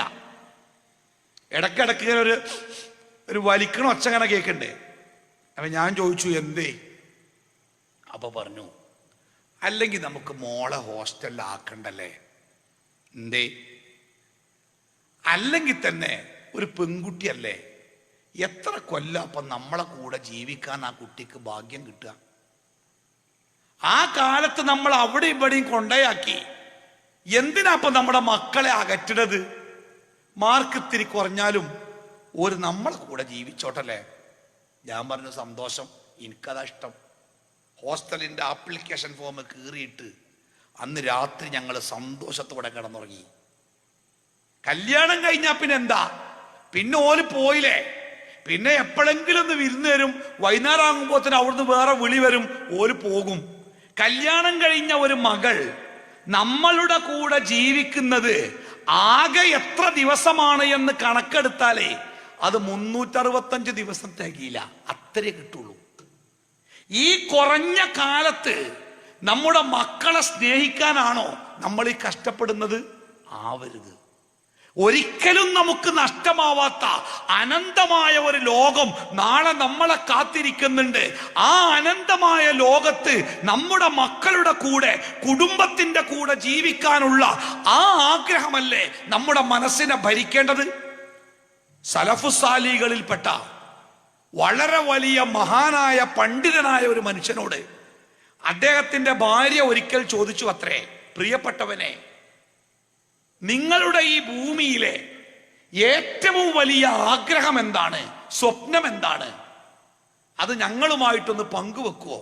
ഭാര്യ. ഭർത്താവ് പറഞ്ഞു, എന്റെ സ്വപ്നം നാളെ ഞാൻ എൻ്റെ വീടിന്റെ മുമ്പിലെത്തിയിട്ട് വീടിന്റെ വാതിലിങ്ങനെ കൊട്ടിയിട്ട് അസ്സലാമു അലൈക്കും എന്ന് പറയുമ്പോ ആ വീടിന്റെ വാതില് തുറന്ന് വഅലൈക്കുമുസ്സലാം എന്ന മറുപടി പറയാൻ എൻ്റെ ഭാര്യയായ നീയും നമ്മുടെ എല്ലാ കുട്ടികളും ആ വീട്ടിന്റെ ഉള്ളിൽ ഇങ്ങനെ ഉണ്ടാവണം. എനിക്ക് മുമ്പേ നീയും നമ്മുടെ കുട്ടികളും ആ വീടിന്റെ ഉള്ളിൽ എത്തിയിരിക്കണം. അതിങ്ങോട്ട് കാണുമ്പോ എൻ്റെ മനസ്സിനൊരു സന്തോഷമുണ്ട്. അതാണ് എൻ്റെ ജീവിതത്തിലെ ഏറ്റവും വലിയ സ്വപ്നം. അപ്പൊ ഭാര്യ പറഞ്ഞത്രേ, അത് വളരെ ഈസി അല്ലേ, നാളെ നിങ്ങൾ എപ്പോഴാ വീട്ടിലേക്ക് വരിക അത് നേരത്തെ നിങ്ങൾ അറിയിച്ചാൽ ഞാൻ കുട്ടികളെയൊക്കെ വിളിച്ചു വരുത്തി വീടിന്റെ ഉള്ളിൽ റെഡിയാക്കി നിർത്താം. നിങ്ങൾ വന്ന് വാതിൽ തുറക്കുമ്പോ ഞാനും കുട്ടികളും ഒന്നിച്ച് വഅലൈക്കുമുസ്സലാം എന്ന് പറഞ്ഞോളാം, പോരെ? ഭർത്താവ് പറഞ്ഞു, ഇതല്ലടി ഞാൻ ആഗ്രഹിച്ചത്, ഇതല്ല ഞാൻ ആഗ്രഹിച്ചേ. നാളെ അള്ളാഹുവിന്റെ മുമ്പിലെ വിചാരണ കഴിഞ്ഞ് അള്ളാഹു എനിക്ക് സ്വർഗം തരുമ്പോൾ ഞാൻ സ്വർഗത്തിലേക്ക് കയറി ചെന്ന് അള്ളാഹു എനിക്ക് വിധിച്ച എന്റെ കൊട്ടാര സമാനമായ വീടിന്റെ വാതില് ഞാൻ തുറക്കുമ്പോ ആ സ്വർഗത്തിലെ വീട്ടിൽ എനിക്ക് മുമ്പേ നീയും നമ്മുടെ കുട്ടികളും എത്തിയിരിക്കണം. എന്നിട്ട് ആ സ്വർഗീയ ഭവനത്തിൽ ഒരിക്കലും മരണമില്ലാത്ത ലോകത്ത് നമുക്കൊരുമിച്ചു ജീവിക്കണം. അതാണ് എൻ്റെ സ്വപ്നം. അതാവണം നമ്മുടെ സ്വപ്നം. എൻ്റെ കുട്ടി ഡോക്ടർ ആവണം, എൻ്റെ കുട്ടി എഞ്ചിനീയർ ആവണം, എൻ്റെ കുട്ടി പണക്കാരനാവണം എന്നൊക്കെ നമുക്ക് ആഗ്രഹിക്കാം. അതിനപ്പുറം നമ്മൾ ആഗ്രഹിക്കേണ്ട ഒരാഗ്രഹമുണ്ട്, എൻ്റെ കുട്ടി സ്വർഗത്തിലെത്തണം. അല്ലേ? എൻ്റെ കുട്ടി സ്വർഗത്തിലെത്തണം. ഖുർആൻ പഠിപ്പിച്ചൊരു പ്രാർത്ഥനല്ലേ, നിങ്ങൾ കേട്ടില്ല പ്രാർത്ഥന?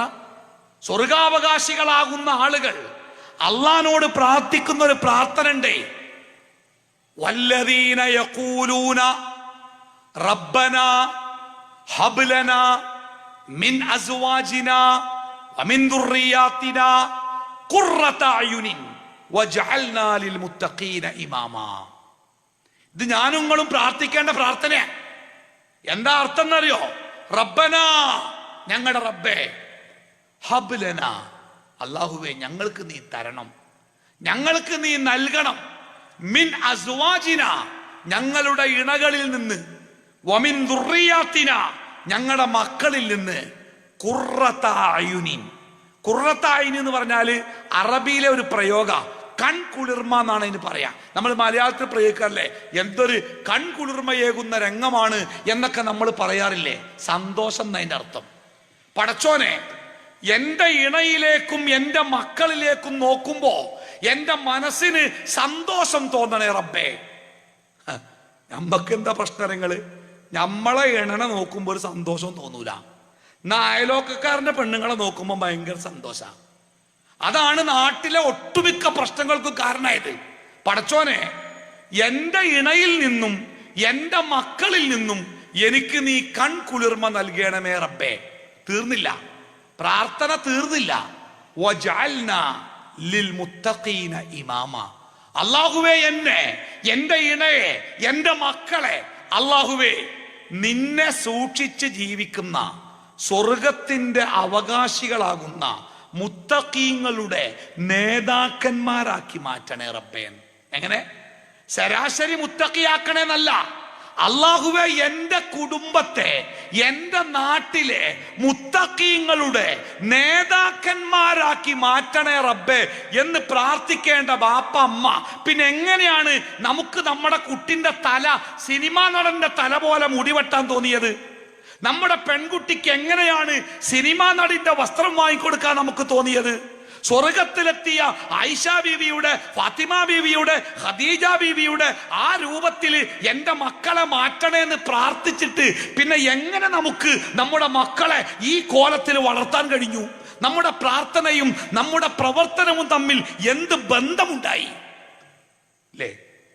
അപ്പോ പ്രിയപ്പെട്ടവരെ, നമ്മുടെ കുടുംബത്തോടുള്ള നമ്മുടെ സ്നേഹം, ആ സ്നേഹം ഈ ഭൂമിയിൽ 10-20 കൊല്ലം കൂടെ ജീവിക്കാനുള്ള സ്നേഹമല്ല. അത് അനശ്വരമായ സ്വർഗലോകത്ത് നമുക്ക് ഒരുമിച്ചു ജീവിക്കണം, അതിനുള്ള സ്നേഹമാണ്.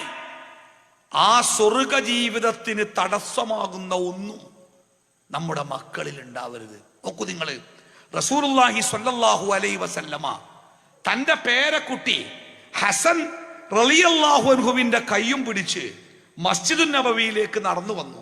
അന്ന് ആ കുട്ടിക്ക് പ്രായം 5 വയസ്സാണ്, ചെറിയ കുട്ടിയാ, 5 വയസ്സ്. 5 വയസ്സുള്ള തന്റെ പേരക്കുട്ടിന്റെ കയ്യും പിടിച്ച് മദീന പള്ളിയിലേക്ക് പ്രവാചകൻ നടന്നു വന്നു. എന്തോ കാര്യപ്പെട്ട സംസാരത്തിന്റെ ഇടയ്ക്ക് എപ്പോഴോ പ്രവാചകന്റെ കയ്യിലെ പിടി വിട്ട് ആ കുട്ടി അങ്ങോട്ടോ പോയി. കുറച്ചു കഴിഞ്ഞപ്പോ ആ കുട്ടി തിരിച്ചു വന്നപ്പോ അവൻ എന്തോ വായിലിട്ട് ഇങ്ങനെ ചവക്കുന്നുണ്ട്. ഞാൻ നബി സല്ലല്ലാഹു അലൈഹി വസല്ലം ആ കുട്ടിയോട് ചോദിച്ചേ, എന്താടാ നീ തിന്നണത്? ചെറിയ കുട്ടിയല്ലേ. കുട്ടി തൻ്റെ നാവ് ഇങ്ങനെ നീട്ടി കാണിച്ച് അയിമണ്ട് തിന്നണ സാധനം എന്തേ? ഒരു ചെറിയ കാരക്കന്റെ ചുള, ഒരു ചെറിയ ഈത്തപ്പഴത്തിന്റെ കഷ്ണാണ് ആ കുട്ടി തിന്നത്. ഈത്തപ്പഴം പഴുക്കുന്ന കാലത്ത് മദീനയില് ചെരൽക്കല്ല് പോലെ കാരക്ക കിട്ടും. എവിടെയും കാരക്കീകാരം. ഇപ്പൊ വരെ ഈ 21-ാം നൂറ്റാണ്ടിൽ വരെ മദീനയിലെ എക്സ്പ്രസ് ഹൈവേയിലൂടെ നമ്മളൊരു പ്ലാസ്റ്റിക്കിന്റെ കവറും പിടിച്ച് നടന്നാലേ താഴെ വീണ് കിടക്കുന്ന കാരക്ക പെറുക്കിയാലേ ആ കീസ് നിറയും. അത്ര ഇന്നും ഇപ്പോഴും, പണ്ടത്തെ കാലം പിന്നെ പറയണ്ടല്ലോ, യഥേഷ്ടം കാരക്ക. ആ കാരക്കുള്ള നാട്ടില് പ്രവാചകന്റെ പേരക്കുട്ടി ഒരു കാരക്ക ചവക്കുക. ഉടനെ പ്രവാചകൻ ചോദിച്ചു, എവിടുന്നാടാ നിനക്ക് ആ കാരക്ക കിട്ടിയത്? എവിടുന്ന് കിട്ടിയത്? കുട്ടി കളവില്ലല്ലോ. അവൻ ചൂണ്ടിക്കാട്ടി, മദീന പള്ളിയുടെ ഒരു മൂലക്കണ്ടേ ഒരു മല പോലെ കാരക്ക കൊണ്ടുവന്ന് കൂട്ടിയേക്കുക. കാരക്കന്റെ ഒരു മല. എന്താണത്? ഈത്തപ്പന കർഷകരുടെ വിളവെടുത്തപ്പോ ആ വിളവിൽ സകാത്തിന്റെ ഭാഗം പള്ളിക്ക കൊണ്ടുവന്ന് കൂട്ടിയതാ. അതാണ് റസൂലുള്ളാഹി സ്വല്ലല്ലാഹു അലൈഹി വസല്ലമ ബേജാറോടുകൂടി ആ കുട്ടിയോട് പറഞ്ഞു, തുപ്പ് മോനെ, തുപ്പ്, തുപ്പ്. പക്ഷെ മധുരമുള്ള കാരക്ക കുട്ടിക്ക് തുപ്പാൻ തോന്നിയില്ല, ഓൻ തുപ്പിയില്ല. റസൂലുള്ളാഹി സ്വല്ലല്ലാഹു അലൈഹി വസല്ലമ ബലം പ്രയോഗിച്ച് അവന്റെ മുഖം പിടിച്ച് തന്റെ വലത്തെ കൈയിന്റെ ചൂണ്ടുവിരല് കൊണ്ട് ആ പാതി ചവച്ച കാരക്ക കുട്ടിയുടെ കയ്യിൽ നിന്ന് ഇങ്ങോട്ട് തോണ്ടി കണ്ടിട്ട് വായിന്ന് നിലത്തേക്ക്. എന്തേ? എൻഡോസൾഫാൻ തളിച്ച കാരക്ക, വിഷത്തിൽ മുക്കിയ കാരക്ക. എന്തിനാ റസൂലി ബേജാറ് കാട്ടിയത്? തന്റെ വായിൽ നിന്ന് നിലത്തേക്ക് തെറിച്ചു വീണ കാരക്കയിലേക്ക് സങ്കടത്തോടുകൂടി നോക്കി നിന്ന തന്റെ പേരക്കുട്ടിയെ നെഞ്ചോട് ചേർത്ത് പിടിച്ച് അവന്റെ മൂർധാവിൽ ഉമ്മ വെച്ച് സ്നേഹത്തിന്റെ പര്യായമായ റസൂലുള്ളാഹി സ്വല്ലല്ലാഹു അലൈഹി വസല്ലമ പറയണേ, മോനെ, സകാത്തിന്റെ വിഹിതം മുഹമ്മദിന്റെ കുടുംബത്തിന് തിന്നാൻ പറ്റൂലെന്ന് നിനക്കറിയില്ല മോനെ, പിന്നെ എന്തിനാ നീ അത് തിന്നത്? സകാത്തിന്റെ വിഹിതം നബിക്കോ കുടുംബത്തിനോ എടുക്കാൻ പാടില്ല, അത് അല്ലാഹ് ഹറാമാക്കിയതാ. സദക്കയുടെ വിഹിതവും പാടില്ല, അത് അല്ലാഹ് ഹറാമാക്കിയതാ. അപ്പൊ സക്കാത്തിന്റെ വിഹിതം മുഹമ്മദിന്റെ കുടുംബത്തിന് ഹറാമാണ്, തിന്നാൻ പാടില്ല എന്ന് നിനക്കറിയില്ലേ? പിന്നെ എന്തിനാ നീ അത് തിന്നത്? ആരോടാ ചോദിക്കുന്നത്? അതിപ്പോ എന്താ, കുട്ടിയല്ലേ? ഒരു കുട്ടിപ്പത് അത് ചെയ്താൽ എന്താ അപ്പൊ അതിന് മാത്രമൊക്കെ ചൂടാകാൻ മാത്രമുണ്ടോ? ഇതൊരു വല്ലാത്ത തീവ്രവാദമായിട്ടോ എന്ന് നമുക്ക് തോന്നണില്ലേ? അല്ലാഹു സുബ്ഹാനഹു വ തആല ഇഷ്ടപ്പെടാത്ത, അല്ലാഹു വിലക്കിയ, അരുത് എന്ന് പറഞ്ഞ, അല്ലാഹുവിന്റെ ഇഷ്ടം നിഷേധിക്കപ്പെടുന്ന ഒരു കാര്യം എന്റെ കുടുംബത്തിലെ കൊച്ചുകുട്ടി പോലും ചെയ്തു പോകരുത് എന്ന് നിഷ്കർഷിച്ച മുഹമ്മദ് മുസ്തഫ സ്വല്ലല്ലാഹു അലൈഹി വസല്ലമയല്ലേ ജീവിതത്തിലെ നമ്മുടെ മാതൃക? പിന്നെ ആരാ നമ്മുടെ കുട്ടികൾക്ക് എന്ത് തെറ്റിനും ലൈസൻസ് കൊടുത്തത്? കുട്ടിയല്ലേ, ഓൻ ചെയ്തോട്ടെ, കുട്ടിയല്ലേ, ഓൻ കണ്ടോട്ടെ, കുട്ടിയല്ലേ, ഓൻ അങ്ങനെ ആയിക്കോട്ടെ, കുട്ടിയല്ലേ. ആരാണ് നമുക്കതിന് അനുവാദം തന്നത്? അല്ലേ? അവ പ്രിയപ്പെട്ട സഹോദരീ സഹോദരന്മാരെ, അള്ളാഹു നമുക്ക് തന്ന കുട്ടിയെ നമ്മുടെ കയ്യിലേക്ക് കിട്ടിയ ഒന്നാമത്തെ സെക്കൻഡ് മുതൽ നമ്മുടെ ജീവിതത്തിൽ നമ്മൾ ഏറ്റവുമേറെ കൊതിക്കേണ്ടത്, എൻ്റെ ഈ കുട്ടി നാളെ നരകത്തിന്റെ വിറകാവരുത്, ഒരിക്കലും സ്വർഗത്തിന്റെ അനശ്വരമായ ജീവിതത്തിൽ ഞാനും എൻ്റെ കുടുംബവും ആ സ്വർഗത്തിൽ ഉണ്ടാവണം എന്നാഗ്രഹിക്കാൻ നമുക്ക് സാധിക്കണം. ആഗ്രഹിച്ചാൽ പോരാ, അതിനനുസരിച്ച് പ്രവർത്തിക്കാൻ നമുക്ക് സാധിക്കണം. നേരത്തെ നമ്മുടെ SI സാറ് പറഞ്ഞ പോലെ ഇന്ന് ഏറ്റവും വലിയ ഒരു ദുരന്തം തരങ്ങള്, ഒന്നിനോടും പ്രത്യേകിച്ച് ഒരു കമ്മിറ്റ്മെന്റ് ഇല്ലാത്ത ഒരു തലമുറയാണ് വളർന്നു വരുന്നത്. ഓൻ ആരോടും പ്രത്യേകിച്ച് കടപ്പാടൊന്നുമില്ല, ആരോടില്ല. അധ്യാപകർക്ക് വരെ കുട്ടികളോട് സംസാരിക്കാൻ പേടിയാ. ഒന്ന് പറഞ്ഞാൽ രണ്ടാമത്തേനെ ഓൻ തെറിച്ച വർത്താനം പറയും, മാനം കെടും. തിരിച്ചു ഓനോട് പറഞ്ഞാലോ, ഓന് നിയമത്തിന്റെ പിന്തുണയുണ്ട്. എന്റെ അധ്യാപകൻ എന്നെ ക്ലാസ്സിൽ മാനം കെടുത്തി, ഇല്ലെങ്കിൽ എന്റെ അധ്യാപകൻ എന്നെ അടിച്ചു, എന്റെ അധ്യാപകൻ എന്നെ തെറി പറഞ്ഞു, എന്തു പറഞ്ഞാലും നിയമത്തിന്റെ മുമ്പിൽ ആ അധ്യാപകൻ പിടിക്കപ്പെടും. വയനാട് ജില്ലയില് 2 കുട്ടികൾ തമ്മിൽ അടികൂടിയപ്പോ ഇടപെട്ട ഒരു അധ്യാപകൻ അവസാനം ഏകദേശം 2 മാസത്തോളം ജയിലിൽ കിടക്കേണ്ടി വന്ന ഒരു കഥ സോഷ്യൽ മീഡിയയിൽ നമ്മൾ വായിച്ച്. പണ്ടൊക്കെ നേരത്തെ SI പറഞ്ഞില്ലേ, ഈ പോകുമ്പോ ഈ മതിലും ശാരി ഒരു ചെറിയ കുട്ടി സിഗരറ്റ് വലിച്ചു നിൽക്കുന്നുണ്ടെങ്കിലേ ആ റോട്ടിൽ കൂടെ പോണ ആരും ചോദിക്കും, എന്താടാ പണി, എന്താണ് പണി, എന്റെ വാപ്പാനെ കാണട്ടെ, ഞാൻ കാണിച്ചു തരാം, എനിക്ക് എന്താ പരിപാടിയില്ലേ. നമ്മൾ ആ കുട്ടിയെ ഭീഷണിപ്പെടുത്തുമായിരുന്നു. ഓന്റെ കയ്യിലെ സിഗരറ്റ് കുറ്റി അവൻ അറിയാതെ നിലത്ത് വീഴുമായിരുന്നു. ഇന്നോ ആരാ വലിക്കുന്നത്? നമ്മളെ കുട്ടിയാ? നമ്മളെ കുട്ടിയല്ല. എന്നാ പിന്നെ എന്തേലും ആയിക്കോട്ടെ, പോകുക. പ്രതികരണശേഷി എവിടെയോ നഷ്ടായി. പ്രതികരണശേഷി നഷ്ടാവാനുള്ള കാരണം എന്താ അറിയോ? വർത്തമാനകാലത്തെ സംവിധാനങ്ങൾ പ്രതികരണശേഷി ഉള്ളവനെ പ്രതിയാക്കി മാറ്റും. നിങ്ങൾ കേട്ടില്ലേ സദാചാര പോലീസ്? എന്താ സദാചാര പോലീസ്? ഒരു നാട്ടില് ആരെങ്കിലും തോന്നിയാസം കാട്ടുണ്ടെങ്കിലേ, ആരടാ തോന്നിയാസം കാട്ടുന്നത് എന്ന് പറഞ്ഞുകാണ്ടേ അതെങ്ങാനും തടയാൻ ശ്രമിച്ചാലേ ആ തടയാൻ ശ്രമിച്ചോൻ പിറ്റേന്ന് ജയിലിലാവും. ഓൻ വലിയൊരു കുറ്റം ചെയ്ത്. എന്തേ? ഓൻ സദാചാര പോലീസായി. അല്ലേ? ഈ ഒരു അവസ്ഥ നമ്മുടെ നാട്ടിൽ നിലനിൽക്കുമ്പോ ആർക്കും ആരോടും പ്രത്യേകിച്ച് കമ്മിറ്റ്മെന്റ് ഒന്നുമില്ല. അതെന്തേലും ആയിക്കോട്ടെ, അത് ഇടപെട്ട് കാണ്ട് നമ്മൾ എന്തിനാ അപ്പൊ ഇടങ്ങേറാണ്? പണ്ടൊക്കെ സ്കൂളിലെ അധ്യാപകർക്കെങ്കിലും കുട്ടികളെ നിയന്ത്രിക്കാൻ നല്ല, നമ്മുടെ അടുത്ത് വന്നിട്ട് ഉമ്മമാര് കരഞ്ഞുകൊണ്ട് പറയായിരുന്നു, ഉസ്താദെ ഇന്നേം ഓന് പേടില്ല, ഓന്റെ ബാപ്പാനെ അത്രയും പേടില്ല, പിന്നെയും കുറച്ച് പേടില്ല ഉസ്താദ് നിങ്ങളെയാണ്, അതുകൊണ്ട് നിങ്ങൾ എന്റെ കുട്ടിയെ ശ്രദ്ധിക്കണം കേട്ടോ എന്ന് പണ്ട് രക്ഷിതാക്കളെ നമ്മളോട് പറഞ്ഞിനി. ഇപ്പൊ കുട്ടിയേക്ക് നമ്മളെയും പേടില്ല. കാരണം ഒരു അധ്യാപകനെങ്ങനെ കുട്ടിയെ അങ്ങനെ തുറച്ചു നോക്കിയാലേ ഓൻ പെരി പോയിട്ട് ബാപ്പാനോട് പറയും, ബാപ്പാ ഇന്ന് ക്ലാസ്സിൽ മാസ്റ്റർ ഞാൻ പേടിപ്പിച്ചു എന്നാ പറയാ. പിറ്റേന്ന് കാണാൻ പോലീസ് സ്റ്റേഷനിൽ SI വിളിക്കണ്, നിങ്ങൾ സ്റ്റേഷൻ വരെ ഒന്ന് ഭരണം കേട്ടോ, എന്തേ നിങ്ങളൊരു കുട്ടിയെ പീഡിപ്പിച്ചു എന്നൊരു പരാതി കിട്ടിയിട്ടുണ്ട്. എന്തായി? നമ്മൾ കണ്ണുരുട്ടി പേടിപ്പിച്ചതാ, പക്ഷെ അത് പരാതിയായപ്പോ അതിന് പീഡിപ്പിച്ചു എന്നായി. പിന്നെ ഓന്റെ കുടുംബം കുളം തോണ്ടിയില്ലേ. പിന്നെ ഓൻ പീഡിപ്പിച്ചിട്ടില്ല, ഇനി ഓൻ പേടിപ്പിച്ചിട്ടേ ഉള്ളൂ എന്ന് ഒരു 5 കൊല്ലം കഴിഞ്ഞ് കോടതിന്റെ ഉത്തരവ് വരുമ്പോത്തിന് ഇവനും എൻ്റെ കുടുംബവും മക്കളും നാടും ഒക്കെ നഷ്ടമായിട്ടുണ്ടാവും. അതുകൊണ്ട് ഒരാളും ഇപ്പം കുട്ടികളെ പിന്നാലെ കൂടലില്ല. ഇപ്പത്തെ വിദ്യാഭ്യാസ രീതി എങ്ങനെയാ? കുട്ടിനെ തിരുത്താൻ പാടില്ല എന്നാ. തെങ്ങുമ്മക്ക് ഇങ്ങനെ നോക്കിയിട്ട് കുട്ടി പറയാം, ഔ ആ തെങ്ങുമ്മ എത്രങ്ങാനും മാങ്ങലെന്ന് പറഞ്ഞാല് എടാ പോത്തേ അത് മാങ്ങയല്ല തേങ്ങയാണെന്ന് പറയാൻ പാടില്ല എന്നാ. അത് പറഞ്ഞാൽ കുട്ടിന്റെ മനസ്സ് വേദനിക്കും അത്രേ. കുറേ കാലം കഴിയുമ്പോൾ ഓന് മനസ്സിലാവും തെങ്ങുമ്മ തേങ്ങ ഉണ്ടാവുക മാങ്ങയല്ല. അതുവരെ നമ്മൾ കാത്തിരിക്കണം എന്നാ. അതപ്പത്തെ കാലം. തിരുത്താൻ പാടില്ല. ഒരു കുട്ടി മറ്റോനെ ബ്ലേഡ് കൊണ്ട് ഓന്റെ പുറത്ത് ഇങ്ങനെ ബെരച്ചാലേ അതിന്റെ പേരിൽ ഓനെ ശിക്ഷിക്കാൻ പാടില്ല. ഓൻ ഭാവിയിൽ ഒരു സർജനാകാൻ സാധ്യതയുണ്ട്, ഡോക്ടറാവും. ഒരുത്തൻ കോമ്പസ് കൊണ്ട് സ്കൂളിന്റെ ചോരിങ്ങനെ കുത്തിപ്പൊളിച്ച ഓനെ ചീത്തറിയാൻ പാടില്ല. ഓൻ ചിലപ്പം ഭാവിയിൽ കൊങ്കൺ റെയിൽവേന്റെ എഞ്ചിനീയർ ആയിട്ട് പാറൊക്കെ തുളക്കണ ആളാവാൻ സാധ്യതയുണ്ട്. അതുകൊണ്ട് ഓന് തുളക്കാൻ വേണ്ടി ചുമര് വിട്ടുകൊടുക്കുക, ഓനെ തടയണ്ട. അല്ലേ? പണ്ടൊക്കെ നിങ്ങൾക്ക് ഓർമ്മല്ലേ നമ്മൾ സ്കൂൾ പഠിച്ചിന് മാസ്റ്റർ വന്ന് മേശൊക്കെ നിന്നാലേ ഒരു കുട്ടി അനങ്ങൂല.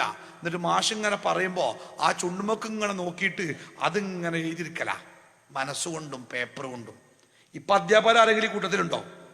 ഉണ്ടെങ്കിൽ ചോദിച്ചു നോക്കണ്ടേ എങ്ങനെ പഠിപ്പിക്കല്? ഇപ്പോ പണ്ട് അധ്യാപകന്റെ മുമ്പിൽ കുട്ടികൾ നിൽക്കല. ഇപ്പൊ കുട്ടികൾ പോകുമ്പോൾ ബാക്കിൽ അധ്യാപകൻ ഇങ്ങനെ പോവുക. എന്നിട്ട് ഓലെന്തൊക്കെയാ കാട്ടണത് അത് നിരീക്ഷിക്കുക. അത് നിരീക്ഷിച്ചിട്ട് അത് പേപ്പറിൽ എഴുതിയേക്കുക. അതന്നെ, പഠിപ്പിക്കാനൊന്നും വല്ലാതൊന്നുമില്ല. അല്ലേ? ഒരു തമാശ ആരോ പറഞ്ഞേ, ഒരു സ്റ്റാഫ് റൂമില് പണ്ടെന്നോ റിട്ടയർഡ് ആയ ഒരു അധ്യാപകൻ വെറുതെ രസത്തിന് തൻ്റെ സ്കൂളിലേക്ക് വെറുതെ വന്നതാ. അപ്പൊ സ്റ്റാഫ് റൂമിൽ ഒരു അധ്യാപകൻ പരീക്ഷയുടെ പേപ്പർ, ഇവാലുവേഷൻ പേപ്പർ നോക്കുകയാണ്. അപ്പൊ ഈ പഴയ അധ്യാപകൻ ആ പേപ്പർക്ക് നോക്കി ഇങ്ങനെ നിൽക്കുക, കുട്ടികളെ എഴുതിയ ഓരോ ഉത്തരക്ക്. അപ്പൊ ഒരു ചോദ്യം ഉണ്ട് പറഞ്ഞത്, ഇന്ത്യയുടെ തലസ്ഥാനം എഴുതുക. അപ്പൊ ഈ മണ്ടൻ കുട്ടി എഴുതി വെച്ചിക്കണ ഇസ്ലാമാബാദ് എന്നാ. അപ്പൊ ഈ നോക്കണ മാസ്റ്റർ ശരി ഇട്ട് കണ്ട് ഒരു മാർക്ക്. അപ്പൊ ഈ പഴയ മാസ്റ്റർക്ക് ദേഷ്യം വന്ന്, ഇതെന്തൊരു നോട്ട മാഷേ, ഇന്ത്യന്റെ തലസ്ഥാനം ഇസ്ലാമാബാദ് എന്ന് എഴുതിയോന് 2 0 കൊടുക്കണ്ടേ? ഓൻ ഇന്ത്യന്റെ തലസ്ഥാനം അറിയില്ല, ഓന് പാകിസ്ഥാൻ തലസ്ഥാനം അറിയില്ല, ഓന് 2 0 കൊടുക്കണ്ടേ? അപ്പൊ പുതിയ മാസ്റ്റർ പറഞ്ഞു, മാഷേ നിങ്ങൾക്ക് ഈ പുതിയ സിസ്റ്റത്തെ കുറിച്ച് അറിയായിട്ടാ. ഫസ്റ്റ് ടേം എക്സാമിന് ഈ ചോദ്യം ഉണ്ടായിനി. അന്ന് ഈ കുട്ടി ഇന്ത്യന്റെ തലസ്ഥാനം ലണ്ടൻ എഴുതിയ. സെക്കൻഡ് ടേമിൽ ഇസ്ലാമാബാദിൽ എത്തിക്കണ്. ഇൻഷാ അള്ളാ ലാസ്റ്റ് ടേമിൽ ഓൻ ഡൽഹിക്ക് എത്തും. ഓൻ്റെ ആ വരവ് ക്ലിയർ ആണെന്ന് അറിഞ്ഞ് ആ വരവിന് 1 മാർക്ക്. നമ്മളൊക്കെ കുട്ടി ഫുള്ള് A+ ആയിട്ട് വന്നിട്ടേ ഓൻ്റെ പേപ്പർ നിങ്ങൾ നോക്കേണ്ടി തലമിന്നും നമുക്കൊരു വസ്തു ആ പേപ്പറിൽ ഉണ്ടാവില്ല. പക്ഷെ ഫുള്ള് A+ അല്ലേ? എന്തേത്? അതാണ് നിലവിലെ സിസ്റ്റം. ഇടക്കിടക്ക് ഉമ്മാരെയും ബാപ്പാരെയും വിളിച്ചുകൊണ്ട് സ്കൂളിൽ ക്ലാസ് ആണ്. സൈക്കോളജി തന്നെ, സൈക്കോളജി. എന്താ പഠിപ്പിക്കണേ? കുട്ടികളെ ചീത്ത അറിയരുത്, ഓലെ കണ്ണുമോറും ബേർത്താക്കരുത്, ഓലോട് മുഷിഞ്ഞ് വർത്താനം പറയരുത്, ഓലോട് ദേഷ്യപ്പെടരുത്, ഓല എന്ത് ചോദിച്ചാലും കൊടുക്കണം, ഓല എന്ത് പറഞ്ഞാലും കേൾക്കണം. അങ്ങനെ അങ്ങനെ അങ്ങനെ അങ്ങനെ ഒരു ലോകം അല്ലേ? ശിക്ഷിക്കാൻ പാടില്ല, ദേഷ്യപ്പെടാൻ പാടില്ല, ഉപദേശം അത്ര കുട്ടികൾക്ക് ഏറ്റവും വെറുപ്പുള്ള കാര്യം. അതുകൊണ്ട് ഓനെ ഉപദേശിക്കരുതെന്നാ. ഓർക്ക് ഇഷ്ടപ്പെട്ട് മാത്രം കൊടുക്കാൻ തന്നാലേ കഞ്ഞിയും ചോറൊക്കെ നിർത്തിക്കാണ്ട് കള്ളും കഞ്ചാവും പെരിയിൽ ഉണ്ടാക്കേണ്ടി വരും. അല്ലേ? ഇസ്ലാം എന്താ പറഞ്ഞാൽ നിങ്ങൾ, ഞാൻ അതുകൂടി പറയട്ടെ. ഞാൻ 9 മണിക്ക് എൻ്റെ സംസാരം അവസാനിപ്പിക്കുമ്പോൾ യശാ നിസ്കരിച്ചിട്ടില്ല, മഞ്ഞ് പെയ്യുന്ന തണുപ്പുണ്ട്, നിങ്ങൾ ഇന്നിവിടെ കടന്ന ആൾ ജലദോഷം പിടിച്ച് ഞങ്ങൾ പറയും അയാൾ ഒരു ഒടുക്കത്തെ വയതുകൊണ്ട് ജലദോഷം കിട്ടിയെന്ന് പറയും. അതുകൊണ്ട് ഞാൻ ആ വഴിക്കൊന്നും പോണില്ല. ഇൻഷാ അല്ലാഹ് ആ മണിക്കൂറിന് ഞാൻ അവസാനിപ്പിക്കും. എനിക്ക് പറയാനുള്ളത്, ഇസ്ലാം കൽപ്പിച്ചത് കുട്ടികളെ സ്നേഹിക്കുവാനും ശിക്ഷിക്കുവാനും പഠിപ്പിച്ച മത ഇസ്ലാം. ശിക്ഷ എന്നത് ചില കുറ്റകൃത്യങ്ങൾ ഇല്ലാതെയാവാൻ ശിക്ഷയെക്കുറിച്ചുള്ള പേടി വേണമെന്ന അത് ലോകം എക്കാലത്തും അംഗീകരിച്ച. 7 വയസ്സാകും വരെ നിങ്ങളുടെ കുട്ടിയെ നിങ്ങൾ നിസ്കാരം ശീലിപ്പിച്ച് കൂടെ നിർത്തി നിസ്കരിക്കാൻ പഠിപ്പിക്കണം. 7 വയസ്സായി കഴിഞ്ഞാൽ പിന്നെ നിർബന്ധമായിട്ടും നിങ്ങളുടെ കുട്ടിയെ കൊണ്ട് നിസ്കരിച്ചോളണം. കുട്ടി നിസ്കരിച്ചോളണം. കുട്ടിക്ക് നിർബന്ധമല്ല, പക്ഷെ ബാപ്പാക്കും ഉമ്മാക്കും നിർബന്ധം. 7 വയസ്സായ പോലെ കുട്ടി നിസ്കരിക്കൽ. എങ്ങനെ മനസ്സിലായോ? 7 വയസ്സുള്ള കുട്ടി നിസ്കരിക്കൽ കുട്ടിക്ക് നിർബന്ധമല്ല. കുട്ടിക്ക് നിർബന്ധം അവര് പ്രായപൂർത്തിയായ ശേഷം. പക്ഷേ 7 വയസ്സുള്ള കുട്ടിയെ കൊണ്ട് നിസ്കരിപ്പിക്കൽ മാതാപിതാക്കൾക്ക് നിർബന്ധം. 10 വയസ്സ് വരെ നിങ്ങളെ കുട്ടിനെ എങ്ങനെയൊക്കെ പറഞ്ഞ് നിസ്കരിപ്പിച്ചിട്ടും 10 വയസ്സായിട്ടും പറയാതെ ഒറ്റക്ക് നിസ്കരിക്കുന്ന ശീലം ആ കുട്ടിയിലില്ലെങ്കിൽ പിന്നെ ചികിത്സന്റെ അടുത്ത ഘട്ട പനി പിടിച്ച് ഡോക്ടർ ചെന്ന ഡോക്ടർ പറയും ഒരു 3 ദിവസത്തിന് ഗുളിക എഴുതിയിട്ടുണ്ടോ, മാറിയിട്ടില്ലെങ്കിൽ കൊണ്ടുവരണ്ടേ, നമുക്കൊരു സൂചി അടിച്ച. എന്ത് സൂചി ഇപ്പൊ തന്നെ അടിച്ചൂടെ? വേണ്ട, ഈ ഗുളിക കൊണ്ട് മാറുമോ നോക്കുക. മാറിയില്ലെങ്കിൽ സൂചി അടിച്ചാന്നാ. 7 വയസ്സ് മുതൽ 10 വയസ്സ് വരെ നിർബന്ധിച്ച് പറഞ്ഞ് നിസ്കരിപ്പിക്കണം എന്നാ. 10 വയസ്സായിട്ട് പിന്നെ ബാങ്ക് കൊടുക്കുമ്പം പറയരുത്. എന്നാ നോക്കുക വല്ല മാറ്റം ഉണ്ടോ, അല്ല ടി വിന്റെ മുമ്പ് തന്നെയാണോ, എന്നാ പിടിച്ചിട്ട് ഒറ്റന്ന് കൊടുക്കുക, പോയി നിസ്കരിച്ച് പാടാറിയാം. ഈ അടിക്ക് അള്ളാഹിലേക്കൊന്ന് കൂലിണ്ട് എന്നാ. വേറെ A+ കിട്ടാത്തതിന് അടിച്ചങ്ങക്ക് അള്ളാഹിലേക്കൊന്ന് കൂലിട്ടൂല. നിങ്ങളെ കുട്ടിനെ അടിച്ചതിന് നിങ്ങൾക്ക് കൂലി കിട്ടുമെങ്കിൽ അത് ഈ അടിക്ക. ഏതടിക്ക? നിങ്ങൾ നിസ്കരിക്കാത്തതിന്. ഏതെങ്കിലും ഉമ്മ അടിച്ചിക്കണോ നിസ്കരിക്കാത്തതിന്റെ പേരിൽ കുട്ടീനെ? ഏതെങ്കിലും ബാപ്പ അടിച്ചിക്കണോ? ഉണ്ടാവില്ല, ഉണ്ടാവില്ല അല്ലേ? നമുക്ക് ഇസ്ലാമിനോടുള്ള ബന്ധം എത്രയാണ് നോക്കട്ടെ. അല്ലാഹു സുബ്ഹാനഹു വ തആല ഖുർആനിലൂടെ പറഞ്ഞു, യാ അയ്യുഹല്ലദീന ആമനു, ഈമാനുള്ള മനുഷ്യന്മാരെ, സത്യവിശ്വാസികളെ, മുഅ്മിനീങ്ങളെ, ഖൂ അൻഫുസക്കും, നിങ്ങളെ തടി നിങ്ങൾ കാത്തോളി. ഒറ്റക്ക്, ആദ്യം ഒറ്റക്ക പറഞ്ഞേ, അവനാനോട്, എല്ലാരോടും, ഇന്നോട്, ഇങ്ങളോട്, ഇങ്ങളോട്, ഇങ്ങളോട്, ഇങ്ങളോട്, എല്ലാരോടും ഒറ്റക്ക്, സദസ്സിനോടല്ല. ഖൂ അൻഫുസക്കും, അവനാന്റെ തടി കാത്തോളിനാ ആദ്യം പറഞ്ഞേ. 2 വഅഹ്ലീക്കും, കുടുംബത്തിനെയും കാത്തോളിട്ടോ. എന്തിൽ നിന്ന്? പട്ടിണിന്ന, രോഗത്തുന്ന, വെള്ളപ്പൊക്കത്തുന്ന അല്ല, നാറൻ, നരകത്തീയിൽ നിന്ന്. വഖൂദുഹന്നാസു വൽ ഹിജാറ, ആ നരകത്തീ കത്തുന്ന ഇന്ധനം. നരകത്തിലെ ഇന്ധനം ഏതാ? പ്ലൂട്ടോണിയം, പെട്രോളിയം, വിറകോ, ചിരട്ടെ. എന്താ നരകത്തിലെ ഇന്ധനം? അന്നാസ്, മനുഷ്യരാണ്. വൽ ഹിജാറ, കല്ലുകളാണ്. മനുഷ്യനെയും കല്ലുകളെയും ഇന്ധനമാക്കി കത്തിക്കുന്ന നരകത്തിന്റെ ഇന്ധനമായി നിന്റെ ശരീരത്തെയും നിന്റെ കുടുംബത്തിലുള്ളവരുടെ ശരീരത്തെയും എറിഞ്ഞു കൊടുക്കാതിരിക്കാൻ ഈ ഭൂമിയിൽ വെച്ച് നീ ശ്രദ്ധിക്കണം കേട്ടോ എന്നാ പറഞ്ഞേ. ആദ്യം അവനാന്റെ തടി കാക്കുക. നിങ്ങൾ വിമാനത്തിൽ കയറിയിട്ടില്ലേ? ഒട്ടുമിക്ക ആൾക്കാരും വിമാനത്തിൽ യാത്ര ചെയ്തേക്കും. പണ്ടൊക്കെ പൈസക്കാര വാഹനം വിമാനം. ഇന്നിപ്പോ എല്ലാവരും കട്ടക്കാലം പിടിച്ചോനൊക്കെ. എൻ്റെ നാട്ടിലൊരു അമ്മായി ഉണ്ട്. ആ അമ്മായിക്ക് വീടൊന്നുമില്ല. ഓരോ വീട്ടിൽ പ്രസവിച്ച വീട്ടിലൊക്കെ നിൽക്കാൻ പോല, പ്രത്യേകിച്ച് പെരിയും കൂടിയൊന്നുമില്ല. അമ്മായി കഴിഞ്ഞ റമദാനിൽ ഒന്ന് ഇങ്ങോട്ട് പറയണേ, സാക്ര ഞാൻ പോവാട്ടോ. ഞാൻ ചോദിച്ചു, എങ്ങോട്ടാ അമ്മായിയെ? വേങ്ങരക്കോ, തിരൂരോ, ചെമ്മാടോ, ചാവക്കാടോ, എവിടുക്കാ പോണേ? അങ്ങോട്ടൊന്നല്ലടാ, ഞാൻ ഉംറക്ക് പോവുകയെന്ന് പറഞ്ഞു. ഇനിയൊരു മനുഷ്യ ഉംറക്ക് പോകാൻ ബാക്കിയില്ല. ഇപ്പം എല്ലാവരും 2ാമത്തെയും 3ാമത്തെയും വട്ടം പോക്ക് തുടങ്ങിയപ്പോൾ സൗദി ഗവൺമെൻറ് ഒന്നിന് പിടിച്ച് 2ാമത്തെ വട്ടം പോകണമെങ്കിൽ 2000 റിയാൽ കൊടുക്കണം. ഇപ്പോൾ കൊടുത്തുകൊണ്ട് ആൾക്കാർ പോവുക. അതൊരു ഹരാം അല്ലേ? പോട്ടെ. അപ്പോൾ എല്ലാവരും വിമാനത്തിൽ യാത്ര ചെയ്ത ആൾക്കാരാണ്. വിമാനത്തിൽ യാത്ര ചെയ്യുമ്പോൾ വിമാനത്തിൻ്റെ ഉള്ളിൽ ചില സേഫ്റ്റി നിർദ്ദേശങ്ങൾ കിട്ടും. ചിലപ്പോൾ നടക്കണേ കാരണം, ചിലപ്പോൾ നടക്കാത്തേ കാരണം. ഞാൻ ആദ്യമായിട്ട് ഗൾഫ് പോകുമ്പോഴേ എൻ്റെ ബാപ്പക്ക് പെരും പേടിയാണ്. കാരണം ഒരു 25 റുപ്യേൻ്റെ ചാർജ്, ബസ് ചാർജുള്ള ദൂരത്തേക്ക് എൻ്റെ ബാപ്പ പറഞ്ഞയച്ചിട്ടില്ല. അങ്ങനെയാണ് ഇപ്പോൾ ഈ കട്ടക്കാലം പിടിച്ച് ഗൾഫിക്ക് പോകേണ്ടി വന്നത്. അപ്പം അങ്ങനെ എയർപോർട്ടിൽ വന്നപ്പോണ്ട് ഒരാള്, കുറച്ച് പ്രായമൊക്കെയുള്ള ഒരാളാ. ബാപ്പ അയാളെ പരിചയപ്പെട്ട്, നിങ്ങൾ ആദ്യം മുപ്പതറിഞ്ഞ് ഞാൻ 18ാമത്തെ വട്ട പോണറിഞ്ഞ്. മുപ്പര് പണ്ടി ഉംറ വിസക്ക് പോയിട്ട് പിടുത്തം കൊടുത്ത് തിരിച്ചു വരുന്ന കാലമല്ലോ. ആ കാലത്ത് പോണ ആളാണേ. അപ്പം എൻ്റെ ബാപ്പാക്ക് സമാധാനം. ബാപ്പ പറഞ്ഞതാ, എൻ്റെ മോനാണ്, നിങ്ങൾ ഓനെ നോക്കണം കേട്ടോ, ഓൻ ആദ്യത്തെ വട്ടാണ്. ആ ആയിക്കോട്ടെ പറഞ്ഞേ. അയാൾ ഇന്ന് ആ പൊടുത്തൽ പിടിച്ചിട്ട് പിന്നെ വിടാൻ കുടുങ്ങിയ. അയാൾ വിടണ്ടേ? എയർപോർട്ടിനുള്ളത്തെ എല്ലാ കാര്യവും മൂപ്പര് എനിക്ക് ചെയ്തെന്ന്. അങ്ങനെ ചെയ്തു തന്ന് വർത്താനം അങ്ങനെ പറയാൻ മൂപ്പര് ഒരു ഒഴിവില്ല. മൂപ്പര് 18 ഉംറ ചെയ്തിക്കണേ. ഓരോ ഉംറന്റെ കഥയും പറഞ്ഞ് ഒരു ബൈക്ക് അയക്കണേ ഞാൻ. അങ്ങനെ വിമാനത്തിൽ കയറി ഇരുന്നപ്പോൾ ഒരു പെണ്ണിങ്ങനെ വന്നുകാണ്ട് ഇങ്ങനെ എന്തൊക്കെയോ കുറേ അതൊക്കെ ആംഗ്യം കാട്ടലാണല്ലോ ഈ സേഫ്റ്റി, വിമാനം അപകടത്തിൽപ്പെട്ട എന്തൊക്കെയാ ചെയ്യേണ്ടതെന്നൊക്കെ. അപ്പം അങ്ങനെ പറഞ്ഞപ്പോൾ ഇവിടെ ഭാഷ മുഴുവൻ തിരിയണില്ല, ഈ കഥകളിമാർക്കുള്ള കാട്ടിക്കൂട്ടലും തിരിയില്ല. എന്നാലും എന്തോ വലിയ കാര്യം പറയരുത്, നമുക്ക് അറിയണ ഇന്ത്യയൊക്കെ വെച്ച് ഇങ്ങനെ കേൾക്കാൻ നിൽക്കുകയാണ്. അപ്പം അങ്ങനെ പറയണ വെച്ച് മനസ്സിലായി, അഥവാ വിമാനം ആകാശത്തെങ്ങാനും പൊട്ടിത്തെറിച്ച് കേടുകയാണെങ്കിൽ നിങ്ങളെ സീറ്റിൻ്റെ ഉള്ളിൽ അതിൻ്റെ താഴെ വലിച്ചാലൊരു കുപ്പായം കിട്ടും. ആ കുപ്പായം ഇങ്ങനെ ഇട്ടുകാണ്ട് അതിൻ്റെ ഇതൊക്കെ അരിയിൽ കുടുക്കിക്കാണ്ട് ഇതിങ്ങനെ വലിച്ച് അതിൻ്റെ അതിങ്ങനെ വിസിലുണ്ട്, അതിൽക്കൂടെ ഇങ്ങനെ ഊതിയാൽ എയർ നിറയും. എന്നിട്ട് നിങ്ങളെ സീറ്റിൽ നിങ്ങൾ ഇരിക്കണ കുഷ്യൻ ഉണ്ടല്ലോ, ആ കുഷ്യൻ എടുക്കുക, അത് ഇങ്ങനെ നെഞ്ചത്ത് ഇങ്ങനെ കൂട്ടി പിടിക്കുക, എന്നിട്ട് വള്ളത്തിക്കാൻ ചാടിയാൽ മതി കടലിൽ, ഞങ്ങൾ താകൂല എന്നാ പറയണേ. അപ്പൊ എൻ്റെ എടുത്തിരിക്കണ അയാളെ 4ാമത്തെ ഉംറയ്ക്ക് എത്തിയിട്ടുള്ളൂ, ഇനിയും 14 ബാക്കിയുണ്ട്. അപ്പൊ ഞാൻ അയാളെ ശ്രദ്ധിക്കണില്ല എന്ന് കണ്ടപ്പോ മൂപ്പര്, ഞാൻ ഈ പെണ്ണിനെ ഇങ്ങനെ നോക്കുക, മൂപ്പര് ഇങ്ങോട്ട്. അപ്പൊ ഞാൻ ഓളെന്തോ പറയുന്നുണ്ട്. അപ്പൊ എന്നോട് പറയാണ്, പൊന്നാറ് ചാക്കറെ, വിമാനം പൊട്ടിത്തെറിച്ചിട്ട് ആ കുപ്പായിട്ടിട്ട് ഇതുവരെ ഒരാളും കഴിച്ചിലായിട്ടില്ല. ഇനി സാക്കർ ആലോചിച്ച് നോക്ക്, വിമാനെങ്ങാനും പൊട്ടിത്തെറിച്ചാൽ നിൽക്കുമ്പോ ആരെങ്കിലും അതിൽ ഊതിയാല് ആർക്കാ സാക്കറെ ഊതിയ കാറ്റ് വരിക? ആ നേരത്തൊക്കെ ഊതിയ കാറ്റ് വരുമോ? എനിക്ക് ലായിലായില്ലെന്ന് അറിയോ? അറിയെങ്കിൽ അത് ചെല്ലിക്കൊള്ളി, എന്താണ് ചാടിക്കണ്ടി, കിട്ടിയാ കിട്ടി പോയാ പോയിന്നാ. മൂപ്പര് 5ാമത്തെ ഉംറ തുടങ്ങി. അപ്പൊ എന്താ സംഭവിച്ചാല് ചില കാര്യങ്ങൾ നടക്കാത്തതുണ്ട്. അതിലൊരിതാണ്, വിമാനത്തിന്റെ ഉള്ളിൽ ഓക്സിജന്റെ അളവ് ഓക്സിജൻ കൊണ്ടുപോകണം. വിമാനത്തിന്റെ ഉള്ളിൽ ഓക്സിജൻ പുറത്തുനിന്ന് കിട്ടൂല, കാരണം വിമാനം അത്രയും മേലെ. അപ്പൊ ഓക്സിജൻ താഴേന്ന് കൊണ്ടുപോണതാ. അപ്പൊ ആ ഓക്സിജന്റെ അളവ് കുറയുമ്പോൾ നമുക്ക് തലവേദന, ഛർദ്ദിക്കാൻ വരിക, കണ്ണിരുട്ടടക്കുക, ക്ഷീണം തോന്നുകയൊക്കെ ചെയ്യും.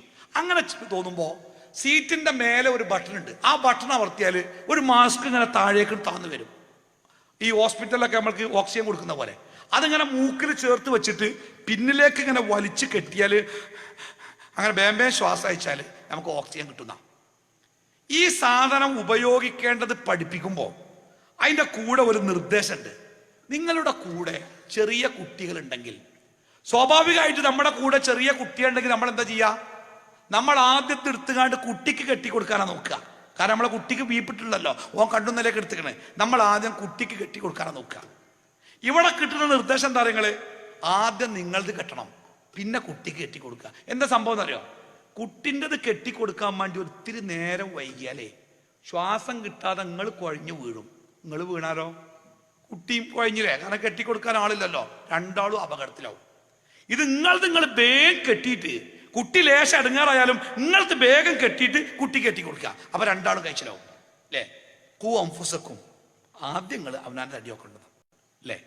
ഇവിടെ അള്ള പറഞ്ഞ, അതുകൊണ്ട് എല്ലാരോടും, എല്ലാ ആണിനോടും, ഞാൻ ഇപ്പൊ ബാപ്പിമ്മയൊന്നും ഇല്ലാതെ, നിങ്ങളെ ഒറ്റക്കൊറ്റക്ക് ഭാര്യ ഭർത്താക്കന്മാരൊന്നും ഇല്ലാതെ എല്ലാരെയും ഒറ്റക്കൊറ്റക്ക് വിളിച്ചു പറയാ, അവനാന്റെ തടി അവനാൻ കാത്തോണ്ടി, വേറൊരാള് വരൂല.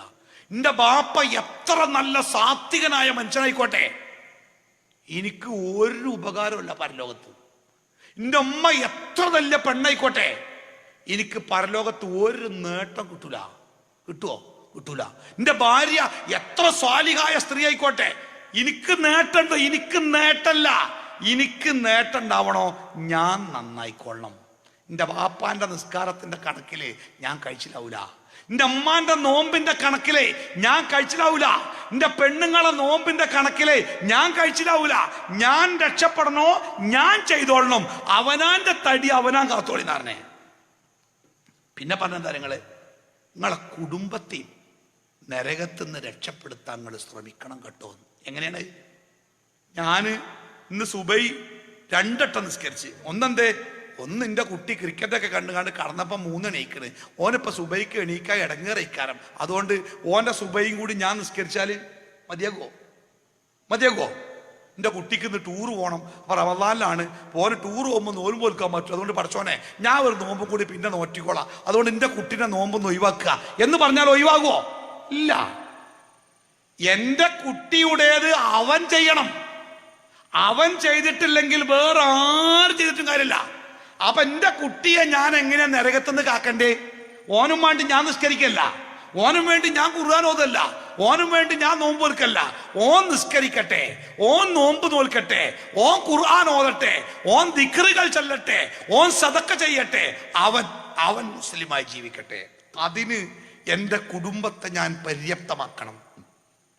എൻ്റെ കുടുംബത്തിലെ ഒരാളും നരകത്തിന്റെ വിറകായിട്ടുണ്ടാവരുത് അല്ലേ? വിശുദ്ധമായ ഹറമിലെ ഒരു ഖുത്ബയില് ഞാൻ കേട്ട ഒരു വാചകം എന്താ പറയുക? നിസ്കരിക്കാത്ത ഒരാളെ ശ്രദ്ധിച്ച് കേൾക്കണം.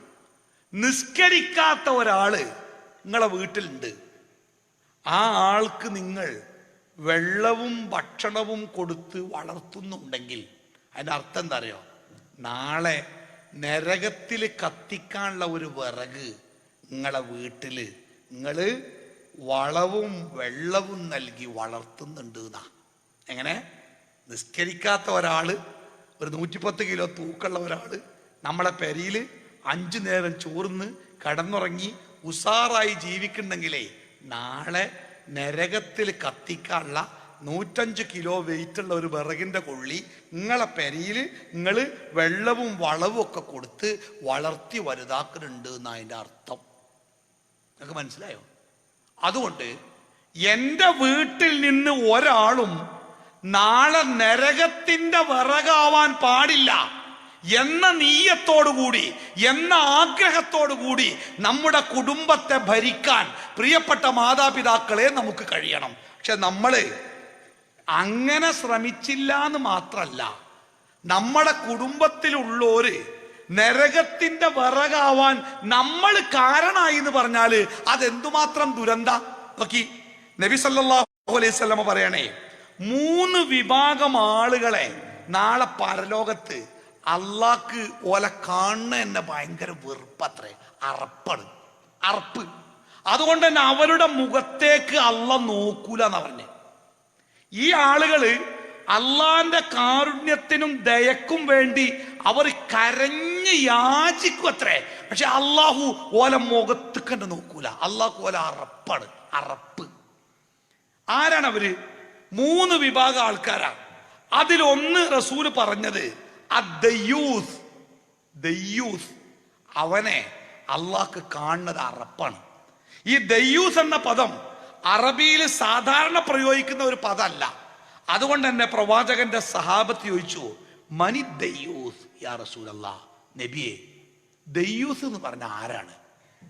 നബി സല്ലല്ലാഹു അലൈഹി വസല്ലം അതിന് മറുപടി കൊടുത്തെന്താ നിങ്ങള്? സ്വന്തം കുടുംബത്തിലുള്ളവർ, സ്വന്തം വീട്ടിലുള്ളവർ വൃത്തികെട്ടവരും ആഭാസന്മാരുമായി വളരാൻ, അങ്ങനെ അവരെ വളർത്താൻ ശ്രമിച്ച ഒരു രക്ഷിതാവ്, ബാപ്പ അമ്മ, അയാളാണ് ദയ്യൂസ്. എങ്ങനെ? എൻ്റെ കുടുംബത്തിൽ, എൻ്റെ വീട്ടിലുള്ള ആൾക്കാര്, അതിൻ്റെ മക്കളാവാ, ഭാര്യയാവാ, പെങ്ങളാവാ, അഞ്ചനാവാ, ആരാവാം, അവര് ഏറ്റവും വൃത്തികെട്ടവരായി, മോശപ്പെട്ടവരായി, വൃത്തികേടുകൾ ചെയ്യുന്നവരായി മാറാൻ ഞാൻ കാരണമായിട്ടുണ്ടെങ്കിൽ, അവരെ അങ്ങനെ ആക്കിയത് ഞാനാണെങ്കിൽ എനിക്ക് പറയുന്ന പേരാണ് ദയ്യൂസ്. അതെന്തിനാ മൗലവി നിങ്ങൾ ഇവിടെ പറഞ്ഞ്? ഈ നാട്ടിൽ അങ്ങനെ ഒറ്റ ഒരുത്തല്ലല്ലോ. അവനാന്റെ കുടുംബത്തിന് തോന്നിയാസം ഉണ്ടാക്കാൻ ആരെങ്കിലും ശ്രമിച്ചോ? ദേഷ്യപ്പെടണ്ട, നിർത്തും മുമ്പ് അതും കൂടിയാണ് പറയട്ടെ. നിങ്ങളെ പെരയില് 15ഉം 18ഒക്കെ വയസ്സുള്ള കുട്ടികളുണ്ടെങ്കിലേ ഒരു കുട്ടിൻ്റെ കയ്യും പിടിച്ചിട്ട് വെറുതെ ഒന്ന് നടക്കാൻ ഇറങ്ങാം പറമ്പ് കൂടെ. പോണ പോക്കിൽ ആ കുട്ടിനോട് ചോദിക്കാം, മോനെ ബാപ്പ ഒരു കാര്യം ചോദിച്ചാ മോൻ സത്യം പറയോ? പറയും. കുട്ടിയൊക്കെ പേടുന്നില്ല, ഒരു പറയും. ഇന്റെ മക്കള് തുണി എടുക്കാത്ത, വസ്ത്രമില്ലാത്ത ആണിന്റെയും പെണ്ണിന്റെ ഒക്കെ നഗ്നമായ ശരീരങ്ങളും ശരീരഭാഗങ്ങളും കണ്ടുക്കണോ? എത്ര കാലം കണ്ടുക്കണോ? അപ്പ അങ്ങനെ കണ്ടപ്പോ അവര് പാമ്പുകളെ പോലെ എണ ചേരുന്നത് മക്കൾ കണ്ടുക്കണോ? കുറെ കണ്ടുക്കണോ? അങ്ങനെ കണ്ടപ്പോ അങ്ങനെയൊക്കെ ചെയ്യണമെന്ന് പാന്റെ കുട്ടിക്ക് തോന്നിക്കണോ? അതിപ്പോ ബാപ്പ മനുഷ്യന്മാരല്ല, പ്രായപൂർത്തിയൊക്കെ ആയില്ലേ, തോന്നാതെക്കുവോ? അങ്ങനെ തോന്നിയപ്പോ അങ്ങനെയൊക്കെ ചെയ്യാൻ വേണ്ടി നിങ്ങൾ ശ്രമിച്ചുക്കണോ? അങ്ങനെയൊക്കെ ബാപ്പ ചോദിച്ചപ്പോ എന്താ ഞങ്ങൾ പറയാ? കുറച്ചൊക്കെ ശ്രമിച്ചുക്കണ്. നിങ്ങൾ നടന്നോ? ചിലതൊക്കെ നടന്നില്ല. അല്ല മക്കളെ, ആരങ്ങക്ക് ഈ വൃത്തിയേട് പഠിപ്പിച്ചെന്ന്? ആരങ്ങക്ക് ഈ തോന്നിയാസം കാണിച്ചെന്ന്? എന്റെ മഞ്ഞ് പോലത്തെ മനസ്സുള്ള കുട്ടിയുടെ മനസ്സിൽ ആരാ മക്കളെ ഈ വിഷം കയറ്റി തന്നത്? നിങ്ങൾ ഏത് ബെഡ്റൂമൊക്കെ പാളിയൊക്കെയത്? ഏത് കുളിക്കടവിലാണ് നിങ്ങൾ ഒളിഞ്ഞു നിന്നത്? എവിടുന്ന് നിങ്ങൾ ഈ തോന്നിയാസം കണ്ടത്? നമ്മൾ ചൂടാവുമ്പോൾ കുട്ടി പറയും, പാപ്പാ കൂൾ ഡൗൺ, ബേജാറാണ്ട. എന്നിട്ട് പോലീസ് നായ വരുന്നവർക്ക് നമ്മുടെ കയ്യും പിടിച്ച് കുട്ടി തിരിച്ചു കയറി വരും നമ്മളെ വീട്ടിലേക്ക്. നമ്മുടെ വീടിൻ്റെ സ്വീകരണ മുറിയുടെ ചുമരിലേക്ക് ചൂണ്ടി 29 ഇഞ്ച് ഫ്ലാറ്റ് ടെലിവിഷന്റെ സ്ക്രീനിലേക്ക് ചൂണ്ടിയിട്ടേ നമ്മുടെ മകൻ പറയും, ബാപ്പ ഇവിടുന്നാണ് ഞാൻ കണ്ടത്. അയിമെന്ന്. അത് കണ്ടപ്പോഴാണ് അങ്ങനെയൊക്കെ ചെയ്യണം നമുക്ക് തോന്നിയത്. അതിൽ കണ്ടതുപോലെയാണ് ഞങ്ങളൊക്കെ ചെയ്യാൻ ശ്രമിച്ചത്. ബാപ്പാ അത് ഞങ്ങൾക്ക് കാണിച്ചെന്നതേ ഞങ്ങളെ ബാപ്പയാണ്. മാസാമാസം പള്ളിയിൽ മദ്രസക്ക് വരിസംഖ്യ 50 ഉറുപ്പ്യ ചോദിച്ചിട്ട് കൊടുക്കാത്ത ബാപ്പ കറക്റ്റ് 30-ാം തീയതി 300 ഉറുപ്പ്യ കേബിളുകാരന് കൊടുക്കുന്നുണ്ട് ബാപ്പ. എന്തിനറിയോ? ഞങ്ങൾക്ക് ഈ തോന്നിയാസം കാണിച്ചു തരാൻ. അത് കണ്ടിട്ടാ ബാപ്പ ഞങ്ങൾ അങ്ങനെ ആയത് എന്ന് നമ്മുടെ മക്കൾ പറയില്ലേ? പറയോ? ദയ്യൂസ് എന്ന നമ്മുടെ സ്വന്തം കുടുംബത്തിലെ മക്കളെ വൃത്തികേടിന്റെ വഴിയെ സഞ്ചരിപ്പിച്ചതിന്റെ ഉത്തരവാദിത്തത്തിൽ നിന്ന് പ്രിയപ്പെട്ട ബാപ്പമാരെ, ഉമ്മമാരെ, നമുക്ക് അകന്നിരിക്കാൻ പറ്റുമോ? ചില ബാപ്പാരുണ്ട് ഓലിങ്ങനെ പള്ളിക്ക് വന്നു കണ്ടുണ്ട് ആ പള്ളിന്റെ തിണ്ടുമ്പോ അങ്ങനെ ഇരുന്ന് കണ്ട് വലിയ TV അതിൽ വെറും തോന്നിയാസേ ഉള്ളൂ. വെറും തുണിയില്ലാത്ത ആണും പെണ്ണും TVക്ക് നോക്കണ എനിക്ക് ദേഷ്യാണ്. ഞാൻ അയക്ക് നോക്കലെന്നല്ല, പെണ്ണുങ്ങളും കുട്ടികളും കാണാൻ എപ്പോഴും അതിന്റെ മുമ്പിൽ ഇരിക്കണ്. എനിക്കയക്ക് നോക്കണേ ഇഷ്ടല്ല. മൂപ്പര് പള്ളിക്കനെ മുമ്പ് മൂപ്പരൊക്കെ ഒറ്റ വെടിക്ക് കൊല്ലണം. സ്വന്തം കുട്ടികൾക്കും പെണ്ണുങ്ങൾക്കും വിഷം വാങ്ങി കൊടുത്തുകാണ്ട് മൂപ്പര് പള്ളിക്ക സംസം വെള്ളം കുടിച്ച് കുത്തിരിക്കുക. ആരാണ് TVയുടെ കൊണ്ടയച്ചത്? ആരാണ് കേബിളിന് പൈസ കൊടുക്കണേ? അതിന്റെ മുമ്പിൽ കസാരി മേശ ഇട്ടുകാണ്ട് സോഫയൊക്കെ ഇട്ടുകാണ്ട് കറക്റ്റ് നോക്കി കാണാൻ വേണ്ടി ആരാ ഉണ്ടാക്കിയച്ചേ? ആരെ? അതാണ് ദയ്യൂസ്. സ്വന്തം കുടുംബത്തെ വൃത്തികേടിന്റെ വഴിയിൽ നയിച്ചവരെ. ബാപ്പാന്റെ കയ്യിലെ മൊബൈൽ ഏതാ നിങ്ങള്? പഴയ നോക്കിയന്റെ 3100. അതാകെ 2 ഉപയോഗത്തിനെ പറ്റുക. ഒന്ന്, ഫോൺ ചെയ്താ അലോ എന്ന് പറഞ്ഞാൽ തന്നെ ശരിക്കും കേൾക്കൂല. 2 നായ്ക്കൾ വന്നാൽ എറിയാനും പറ്റും. അതിലൊട്ട് വാട്സാപ്പും ഇല്ല, ഫേസ്ബുക്കും ഇല്ല, ഒരു മാങ്ങിയില്ല. ഇത് 8ാം ക്ലാസ് പഠിക്കണ മകന് ബാപ്പ വാങ്ങിക്കൊടുത്ത മൊബൈൽ ഏതാ നിങ്ങള്? 4G കഴിഞ്ഞ് 5th ജനറേഷനും കഴിഞ്ഞ് 6th. എത്രയാ മെമ്മറി? ദുന്യാവിലെ സാധനം മുഴുവട്ടാലും അതിന്റെ മെമ്മറി ഒന്നും അറിയില്ല. സ്ക്രീനൊക്കെ എന്താ ക്ലിയർ, ക്യാമറ കാര്യങ്ങള്. എത്രയിലാ അവൻ പഠിക്കണേ? 8ാം ക്ലാസ്സിൽ. എന്തിനാ ഓന് ഫോണ്? ആരാ ഓനെ ഫോണിൽ വിളിക്കല്? ആരും വിളിക്കല്ല. ഓനിങ്ങനെ ഒച്ചയാക്കാൻ പൂജയാകുമ്പം പ്രോഗ്രാമിൽ പോയിട്ട് സെറ്റിങ്സ് പോയിട്ട് റിംഗ് ടോൺ പോയിട്ട് ഇങ്ങനെ നെക്കി വെക്കും ആ ഒച്ചത് കേൾക്കാൻ വേണ്ടി. ആരും ഓനെ വിളിക്കല്ല. പിന്നെ എന്തിനാ ഓന് ഫോണ്? അത് വിളിച്ചാലൊന്നല്ലേ, പിന്നെന്താ? അതിപ്പോ ഇപ്പത്തെ കാലത്തെ കുട്ടികളല്ലേ, ഓൽക്ക് എന്തേലൊക്കെ മാണ്ടേ. എന്താ ഉള്ളത്? മൂത്ത കുട്ടിന്റെ ഫോൺ എങ്ങാനും ചെറിയ കുട്ടി എടുത്താണ്ട് ബാപ്പാക്കൊരു ബേജാറ്, കൊണ്ടേക്കടാ അവിടെ. എന്തേ? അതിന്റെ ഉള്ളിൽ കൂടെ എങ്ങാനും ഓൻ പോയോക്കിയാല് പടച്ചോനെ എന്റെ കുട്ടിന്റെ കണ്ണു പൊട്ടുന്ന കാഴ്ച കൊണ്ടേക്കടെ അറിയും. ബാപ്പാക്കറിയാം, ഉമ്മാക്കറിയാം. എന്തിനാ നമ്മളെ കുട്ടിയൊക്കെ ഫോണ്? എന്നിട്ടും നമ്മൾ വാങ്ങിക്കൊടുത്തില്ലേ? ചെറുതല്ല വലുതന്നെ വാങ്ങിക്കൊടുത്തില്ലേ? എന്തിന്? ആരാ നമ്മുടെ കുട്ടിയെ നശിപ്പിച്ചത്? ആരാ നമ്മുടെ കുട്ടിയെ നശിപ്പിച്ചത്? നമ്മുടെ പെൺകുട്ടികളൊക്കെ ഇത്രയേറെ പീഡിപ്പിക്കപ്പെടാനുള്ള പ്രധാന കാരണങ്ങളിലൊന്ന് അവരുടെ ഡ്രസ് കോഡല്ലേ. ഒപ്പം പോണമ്മ പർദ്ദന്റെ മേലെ സലഫി മഫ്താറിന് റബ്ബർ നജിന് കൂടെ ഇറക്കിയമാർക്ക് ഒന്നായിട്ടിട്ട് കണ്ട് അമ്മ പോകുക. എന്തേ അത്?